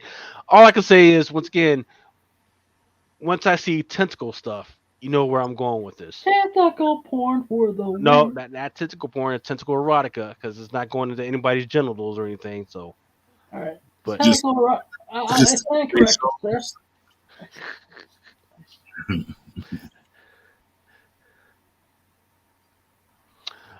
X-Men #2, House of whatever the number that is supposed to be, #1 by Nakayama variant. Oh, it's 92. Okay.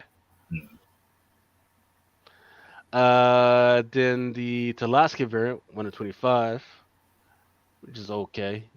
It's not Yeah. no, it's not worth no $25 in my opinion. Okay. Yeah. But this one is actually pretty cool. The X-Men Red #1. This one is an open order by Torrin Clark, the Araco variant. It's got Storm, once again with her glorious freaking mohawk to afro weird thing going on. She look like an old hoe. hmm she would give you a good night, Yeah. but if you fuck with her money, She got a it's over tall. for you. Yeah, Hey, she got a tall. She got a tall can in her purse. you know, like she's one of those girls that be practicing taking that switchblade in and out of her purse real quick. Yeah, You know? exactly. But she definitely got some old English in her purse. And then there's also a promo variant which has different versions of Storm on it. I know she look like Sade. Only you would see that. You know, I don't see Sade. I haven't seen Sade in a while, man. She even still alive? Goddamn. I seen that concert a couple years back. But there is a 1 in 25 teaser variant. I don't know what it's supposed to be teasing. I'm looking at the art and I don't see anything really on there other than like blue lightning. I don't know what that's supposed to be indicative of. But there's also a 1 in 100 Momoko variant. And there's a 1 in 10 Mueller variant. And there's also a 150 variant with Magneto on there. Not bad. Looks like a kind of like a water variant colors type deal. But it's like a headshot. But it's better than all the other bullshit headshots we've been getting. I know, but I'm just like I'm not buying 50 copies of this to get that cover. Yeah, if you're a freaking store, don't do that. Yeah. I mean, unless you're already getting that Momoko. Unless yeah. you're already getting that 1 in 100 Momoko, then you're like, If it comes with I it, might as well. Yeah. If you're already getting that, Momoko, you might as well go ahead and get that. But that teaser variant, I just don't understand why that's 125. I don't get these 1 in 10s. I hate the 1 in 10s. I hate those X-Men 1 in 10s. Personally, I mean, yeah, they're awful. Yeah, they're not the lick, definitely. Zombie versus robots. There's a cover D 1 in 25. It's kind of ill, right? Don't even ask me what that's all about. Because if the title zombies versus robots don't get you, I don't know what's wrong with you. What's up with that? You know, it's like, hey, what's up with freaking wizards versus robots? Like, don't. It's in the fucking title, dude. That's all you need to know. What's We're talking this about zombies versus robots. Versus robots. I like that. I'm gonna buy this. I'm gonna buy this. I'll probably get the first issue and see what it's about. I want to see robots kick some zombie ass. The appropriate freaking marketing. Alien number 1110 variant 125. I've dropped off of reading it, not because I don't want to read it or it hasn't been interesting. It's just because there's just not enough time in the fucking day. Yeah. But they've been honing in on this one particular lady and her little community, and it's just an alien running muck, fucking picking them off one by one. So and it's not just your regular type of alien. There's other type of aliens that have been evolved from the original one. So yeah, if they wanted to do a script on this one, I would love it. Yeah, this one's good. I couldn't get I didn't finish the first art. The guy and his son, I couldn't finish. Yeah. That they've moved on from that. That's what I'm saying. I didn't finish that arc, so I was just like, I'm not gonna keep going. Yeah, if you read the first 2 issues, that's all you needed. That's all you. Yeah, needed. I was just like, ugh. Yeah, they've been moved on, and they moved on to this community stuff. Yeah. And then there is maybe 10, 12, 13 freaking versions of the Spider-Man #1. I didn't see anything to solicit that makes me go, oh yeah, we got to have this one. There's an art germ version, 1/200 weight. I'm telling y'all, wait on this one. Don't pay $200 for this one. Don't pay $100 for this one, please. And Bagley Romita Senior Hidden Gems variant. This one's also 1/100. Don't pay that much for that one. Amazing Spider-Man #1 Bengal connecting variant. Now this one is interesting because it does have, the normal Peter Parker Spider-Man, but there is the Indian Spider-Man. He's up there, and then I forget the name of the old school freaking Noir. noir black Spider-Man. It got Spider-Woman, Andy Parker. I forget the name of this. I don't know who this guy is. I don't even know. Is that Looks like a young. Who? the manga one? Manga Spider-Man? I don't know. It might be manga or anime Spider-Man or whatever. One of those. That might be because if you look at the logo, it looks kind of weird. Huh. Yeah. Yeah. And then for some freaking reason, there's a 1/500 base. Damn. A 1/500, ladies and gents. Wow. I love Rose, but 1/500.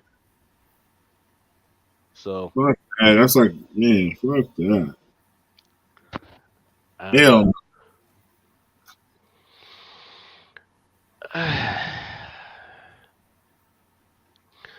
So unless y'all trying to buy Spider-Man books for me for like $1, I would not be. Right. I mean, yeah, I'm straight up. I will sell y'all freaking bunch of Spider-Man books for $1 if y'all, or like $1.50 if y'all want to freaking help me out trying to get that 1/500.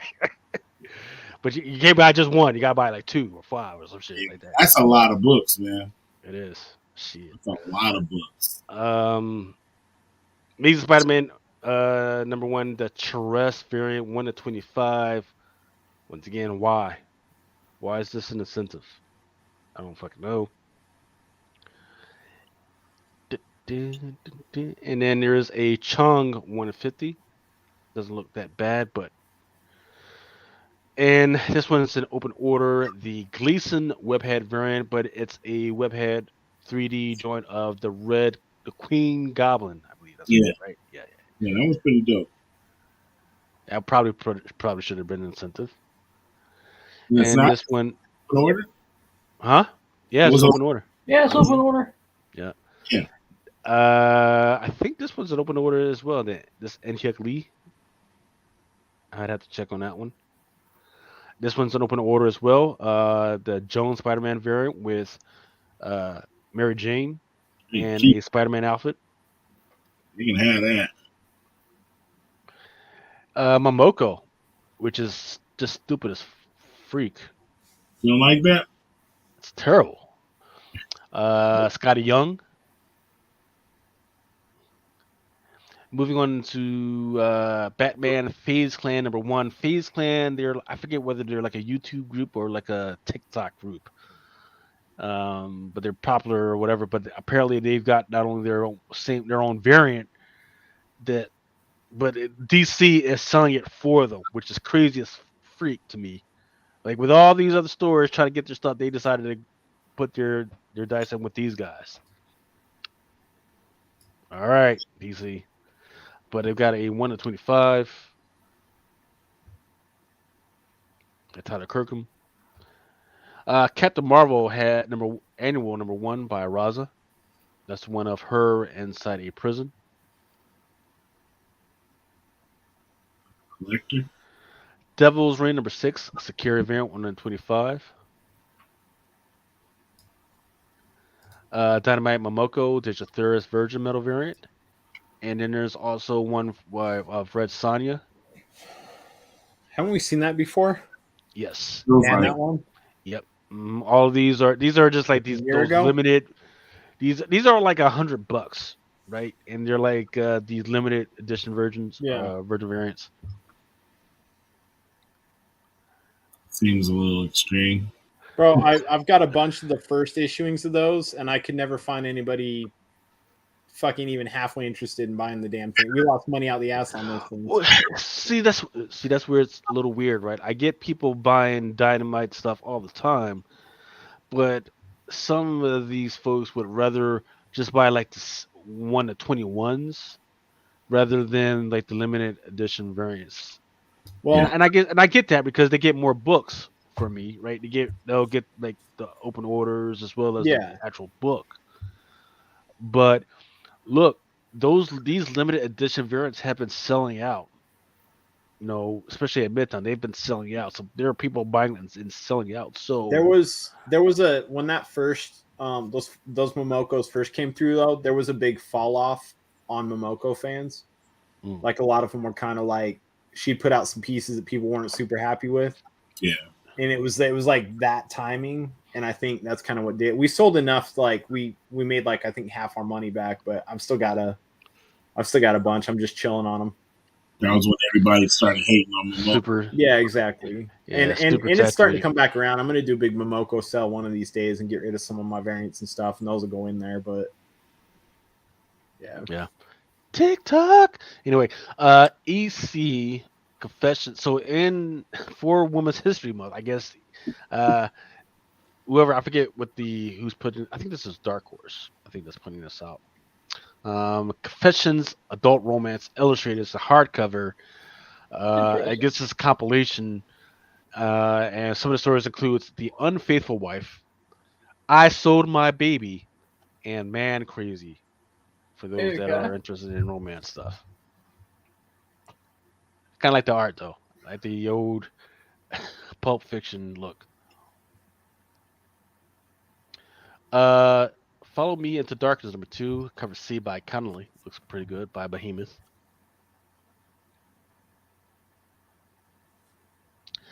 G.I. Joe, A Real American Hero, Cobra by Daniel Main. Killer Affairs of State #2 has got a 1 to 10 coming out. And it also has a 1 to 25 as well. I haven't read it yet, but it's all right. Now, Adam, maybe a month ago, we had the guy from Skybound. What was his name again? And we had Big Clutch. Yeah, we had him on the Awesome Sauce Radio. And we were talking about where Skybound was going, what their projects were for 2022, and Ninja Go came up.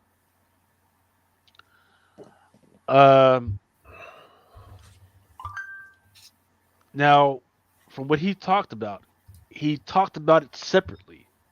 He talked about, hey, Skybound was going to do more secret variants, Yep. right? And this is one of the ones that he was mentioned too. and that was before we started talking about Ninja Go. So all I'm inferring is that if there's any place that they might want to put a secret variant, then Ninja Go, Garmadon might be one of those places where they might try to slip it, because they've already slipped it in like Walking Dead and all the other stuff. And the fact that they had Garmadon, it was like such a top secret thing that they were trying to hide around and stick around and do in the first place. I'm just saying, just keeping an eye out for this one when this eventually comes out. Be sure you check every single issue, every single issue or freaking book. Make sure that they're all the freaking same, because it could be a freaking pink signature or whatever. But I have a feeling that this may be one where they might try to sneak one of those in. Well, can I say too, just from like conversations I've had, there isn't going to be, outside of Skybound, there's not going to be much with this book. Like, you're not going to see retailers doing variants or exclusives like with any of these projects, because there's too much concern with the licensing that there's a lot of like, it's like with Star Wars. Like, if you want to do a Star Wars variant, there's a lot of hoops to jump through. It's the same with Lego stuff, because there's a lot of like licensing issues that are there. So their ratios, anything that they do on this series, they're going to be the books to have. Like any secret variants, those will be the books to have, because there isn't going to be retailer popping out a 250 print run variant of any of these books. Right. So just saying, just keep this on your radar. There are like 4 covers. This one here is a cover B by Vuong, which is a It is a homage to the octopi and the shellfish. The original tentacle erotica. Right. Yeah, Just yeah, saying. yeah. Putting that out there. I'll give y'all a second to freaking look that up. Um, then this one is the cover C of Ninjago Garmadon. And do I have the 1 in 10? Yes, here is the 1 in 10 by Wayland. Once again, all of these, it says that the art is not final. Don't know what that means, but So that cover B may not be the final art. Son of a bitch. yeah, all of them cover A, B, and A, B, C, and D. At the bottom, it all says that the art is not final.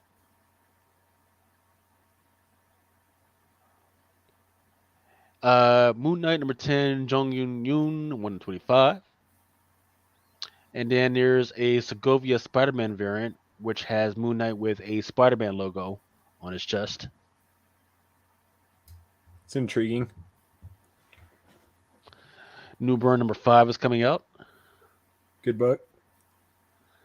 Radiant Black number 13 has a 1 in 25, which has got some popping colors. Yeah, that's cool. Cool variant. Rogue Sun number 2, 1 in 25 is coming out. They had some issues this week, so not all the comic book retailers got all of their books. Some of those should be coming in this coming week or the next week. When I last talked to the diamond retailers, they said they were having some issues. In Shadow War Alpha number 1, cover A, John Boy Myers. I've actually already read this issue. It's actually not bad at all. It's actually pretty good. It's got freaking Deathstroke, his son Respawn in there. Freaking everybody's. There's going to be a war between Deathstroke and Talia al Ghul. And there's another guy out there pretending to be Deathstroke. So don't know who that is. That could be a new character. Don't know. There's a lot of unknowns, but the way they have set it up so far, really good. So After reading the last issue with Robin, I'm actually really looking forward to this. yeah. Oh, and this will be the first time that Batman and his son actually get back together, and they're gonna freaking go ahead and investigate what's going on with this. This one is the 1 in 25 by Dan Moore. And Spawn number 328, cover A by Barons. And the cover B by John Giordano. Can't say that quick, right? And Crimson Rain. It's got a few covers. Don't know who this character is, but it looks badass.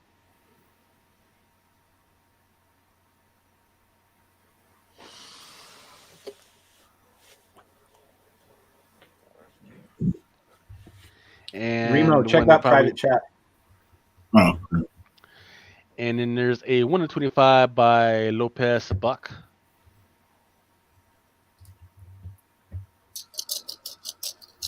Now, the last thing that I want to talk to people about for the FOC is, so apparently Penguin Random House is going to have this promotion, right? Where for every one of these particular books, they're like graphic novels and hardcovers, no. the retailer is going to get these prints, right? But the retailer has to buy like 12 of these bad boys, right?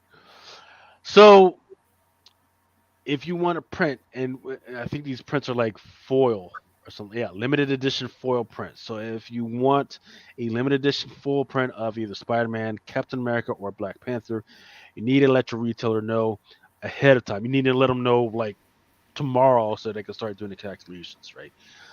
Because they can't just buy the one and you get the one. That retailer is actually going to have to buy like 12, at least 12 of them, and they can't be, hey, like, oh, I bought 12, so I'm going to buy 13. No, it's either 12 or 24 or 36. It's going to be weird like that. So if you want it from me, I'll take it into no consideration. But unless I get like 12 orders, I'm not ordering this shit. I'm sorry, man. What's the price of that for one? So for each, so the trade paperback is going to be like $28. A hardcover is $50.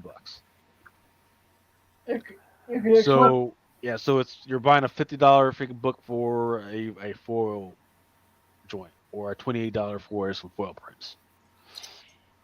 Hardcover and trade paperback, or just It's either or. okay.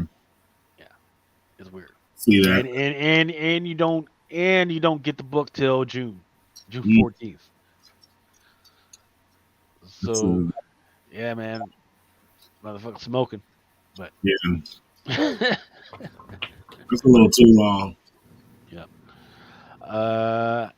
Is there anything that y'all wanted to bring up? Hey, hi, freaking! Do y'all have anything coming up this week, man? Something is killing the children. 21 Santa Fung variant tomorrow. That's dropping tomorrow.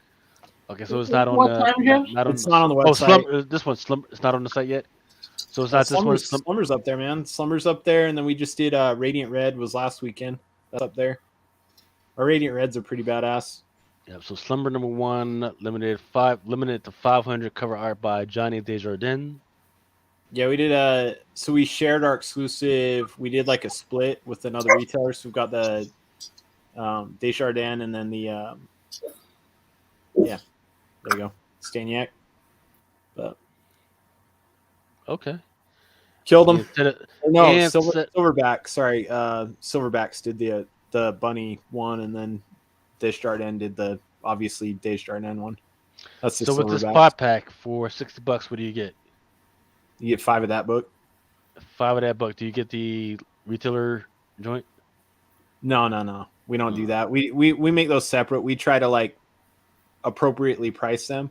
Like we just did tonight. We did for people that are in our Facebook group. We just dropped all of our twig ratios because we've got a twig variant coming out. We did all of our twig ratios at like 25% under ratio, where most retailers were charging 2 times ratio. So you got to have a password to. It's twig, capital letter, all caps. TWIG, all caps. Yeah. Yeah, so we did the 1 in 10 for $1.50. It should just let you write in again. There you go. But there's the drop down menu. Is that gonna go to Hive Comics on Facebook? Our private group, dude. We just started a new private group, or not? It's not even a private group. That's the problem. Is we had a fucking private group, and they won't let you turn a private to a public. And with a private group, people can't share shit. So we're like, hey guys, like all these people are wanting to share our books out, and we're like, they can't. So we made a new group. We're shutting down our old one. Not our business page. Our business page is still going. It's like 3,800 people. We're not closing our business page down, but we released those tonight. This character is just cute enough that I could take off. So it says for real. it's the first day of Twig's new job as a journey on the Bone-S quest to save as the dark crystal. Man, I am having a stroke trying to read this freaking solicit. Whoever wrote the synopsis, if you write a solicit, you get a like word. You get a like once. That's it. You don't get to a journey as just. You don't get to and like that. You don't get to say hey, written by this person, and then in this type of world, no, you get one of those. One. The ash can is if you guys have seen the ash can, it's cool. It looks cool. And then you got these college words: heartache, determination, overcome, insurmountable. Hell no. Heartbreak is a college word. I read comics to get away from that bullshit. It depends on where you went to college. I deal with the adult world all day. If I want to read this cute little character, I just want cute little words. I don't want fucking college words, motherfuckers. I got happy. We chose Drew Zucker to do our variant for it. He's still working on the art. We don't have the art yet. But we chose. Ricky says that his comic shop gave him the Twig preview for free. So there's a Twig preview. Is that an ash can? Yeah, I'll show you. I've got one. I've got mine right here. Oh, My wife has one. Man. how did y'all get an ash can? I didn't get shit. What the fuck? What? Yeah, it's like $100 book right now or some shit like that. What? I didn't get Yep. shit. Well, But fuck me.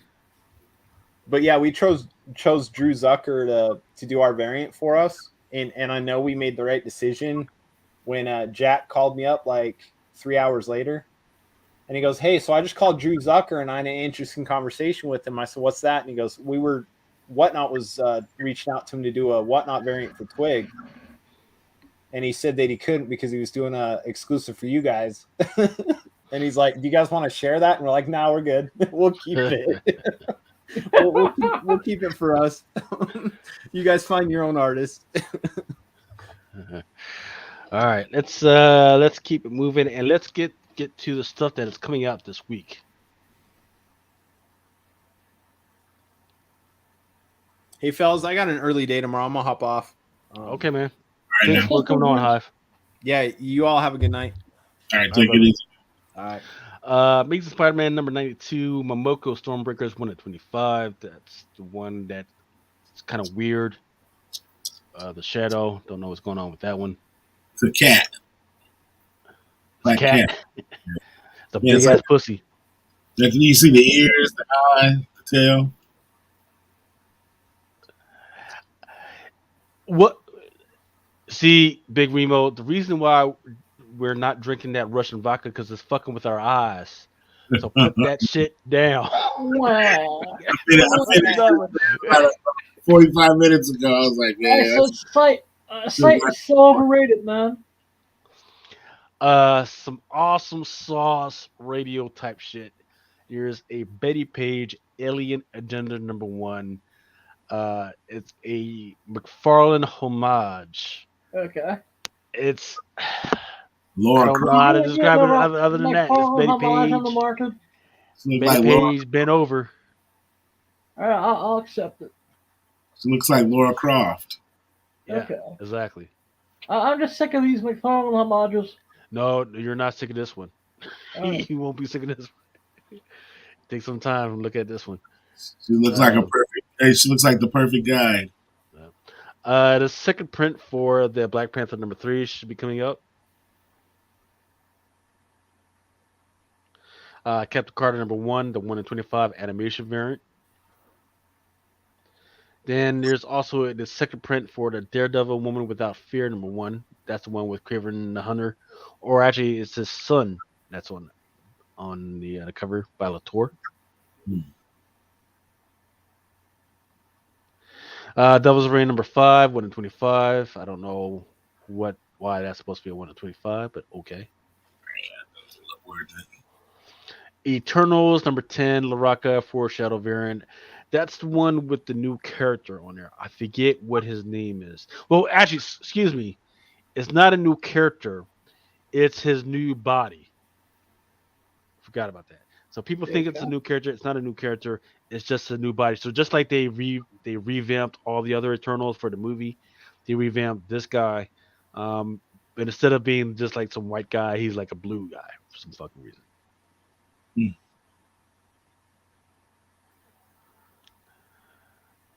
Eternals number 10, there's Rita Gonzalez as Cleopatra. That's pretty. Lady Mechanica, Monster of Ministry number 3, the Antelope Romulo Fajardo with Lady Mechanica with all the front meat hanging out. I forgot to order this. I'm gonna order this in a little bit. There's no grace period. Hopefully there is. Hopefully it hasn't sold out. I don't think it's sold out. I think I'll be good. Mighty Morphin number 17, cover G, FOC reveal 1 to 10. That's the one with the negative space. Okay. This one has sold out, pretty sure. Same copy. Then there's a 1 to 25 of Montez with I forget what her name is. The bad lady, the villain. I forget what her name is. But I did find it interesting in a movie that she actually turned out that she was a Green Ranger at one point. I thought that was pretty cool. Oh yeah. The We Live Age of the Paladins. It's got a couple of different joints coming out. That one was the black. This one is the white. These are like 125s, I believe. Punisher #1, Alex Ross, timeless sketch version variant, 1 to 21 200, and there's a 1 in 100 that has the color variant as well.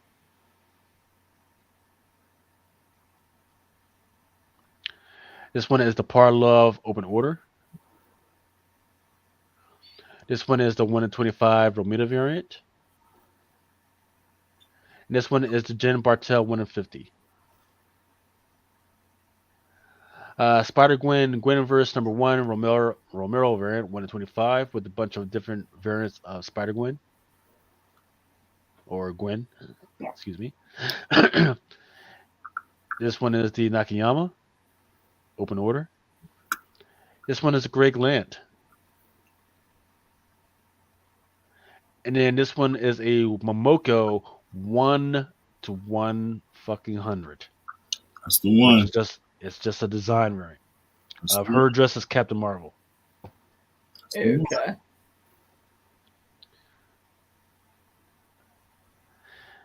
And then there's also another Crimson Rain Raza variant coming out. There's also a Star Wars Han Solo and Chewbacca #1. This one is by Adam Hughes. Definitely grab that one. See it for cheap. Then here's that character again. Star Wars Crimson Rain #3. This one is an incentive by David Nakayama, with him all burnt up.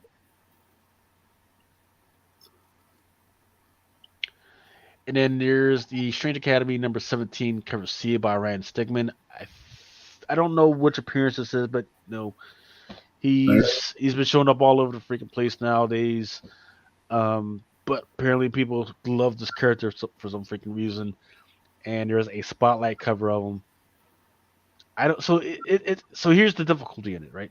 We've seen his body, we've seen the clothes, but we haven't actually seen his actual face yet. That's the difficulty in this one. So I don't know whether people are still speculating on whether we'll actually see his face at some point. If that's a thing, or I don't know. Who he is. Yeah. Thor #21, second print. This one is got Mjolnir plus I forget what the name of the Mangog? Yeah, Mangog, and it's the entity that's inside that star. I forget what it is, but I had people all over the place arguing with me that that's not a thing. And it's like, yeah, this is a thing. So, but here you go. So this would be the actual first cover appearance of all three of these entities on one cover.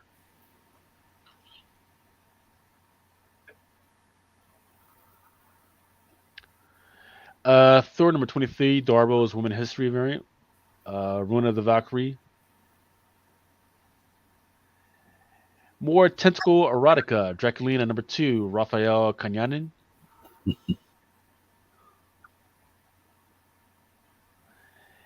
And then Draculina #2, Rose Beige. And Draculina #2, more Blood Orgy Porn by Rachta.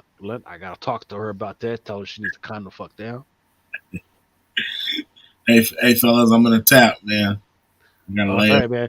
We're almost done. Right. Timeless #1, third print by Buckingham.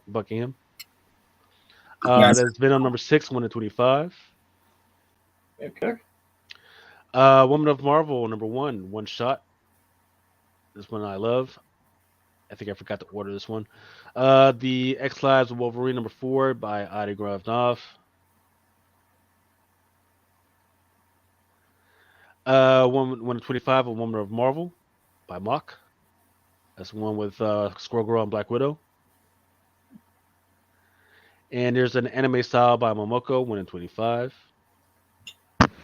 Another animation style of X Lives of Wolverine, 1 in 25 by Sakai. Number 4, Lupacino Vera, 1 in 50. And X Labs Wolverine number 4, Adam Hughes, 150 of Patch.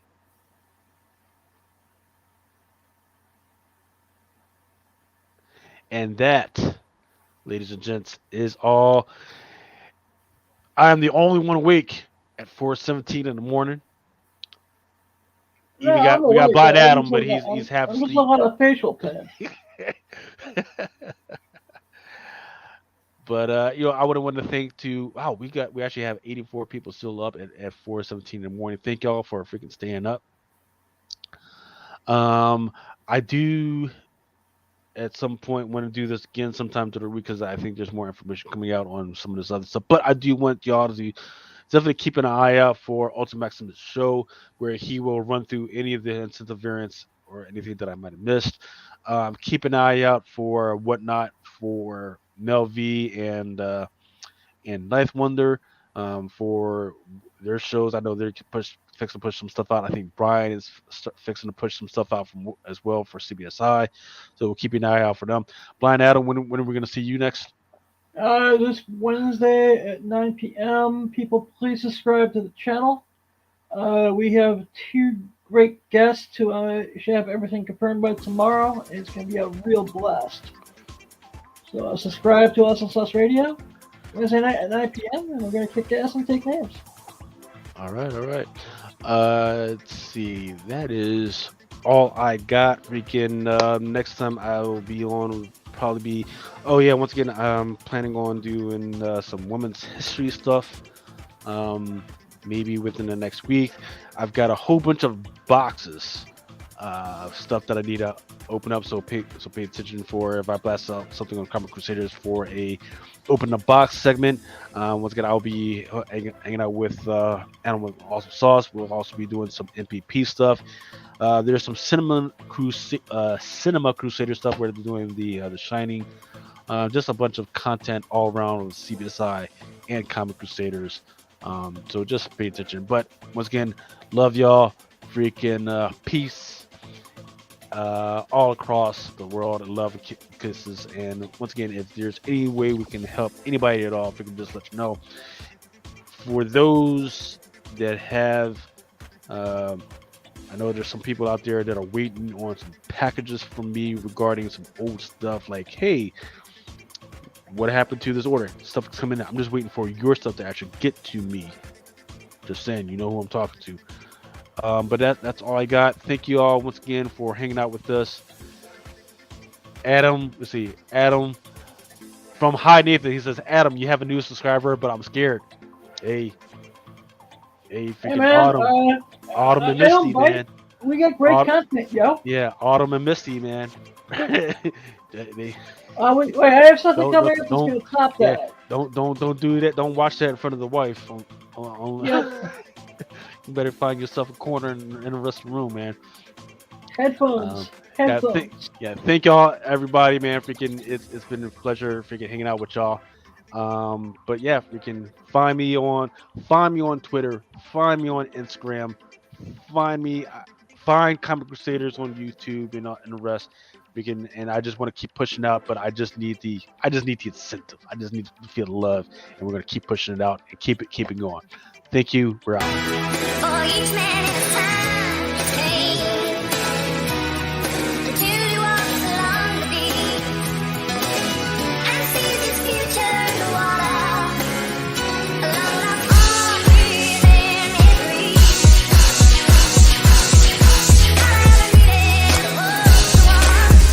Sometimes men take matters into their own hands. You want answers? I think I'm entitled. You want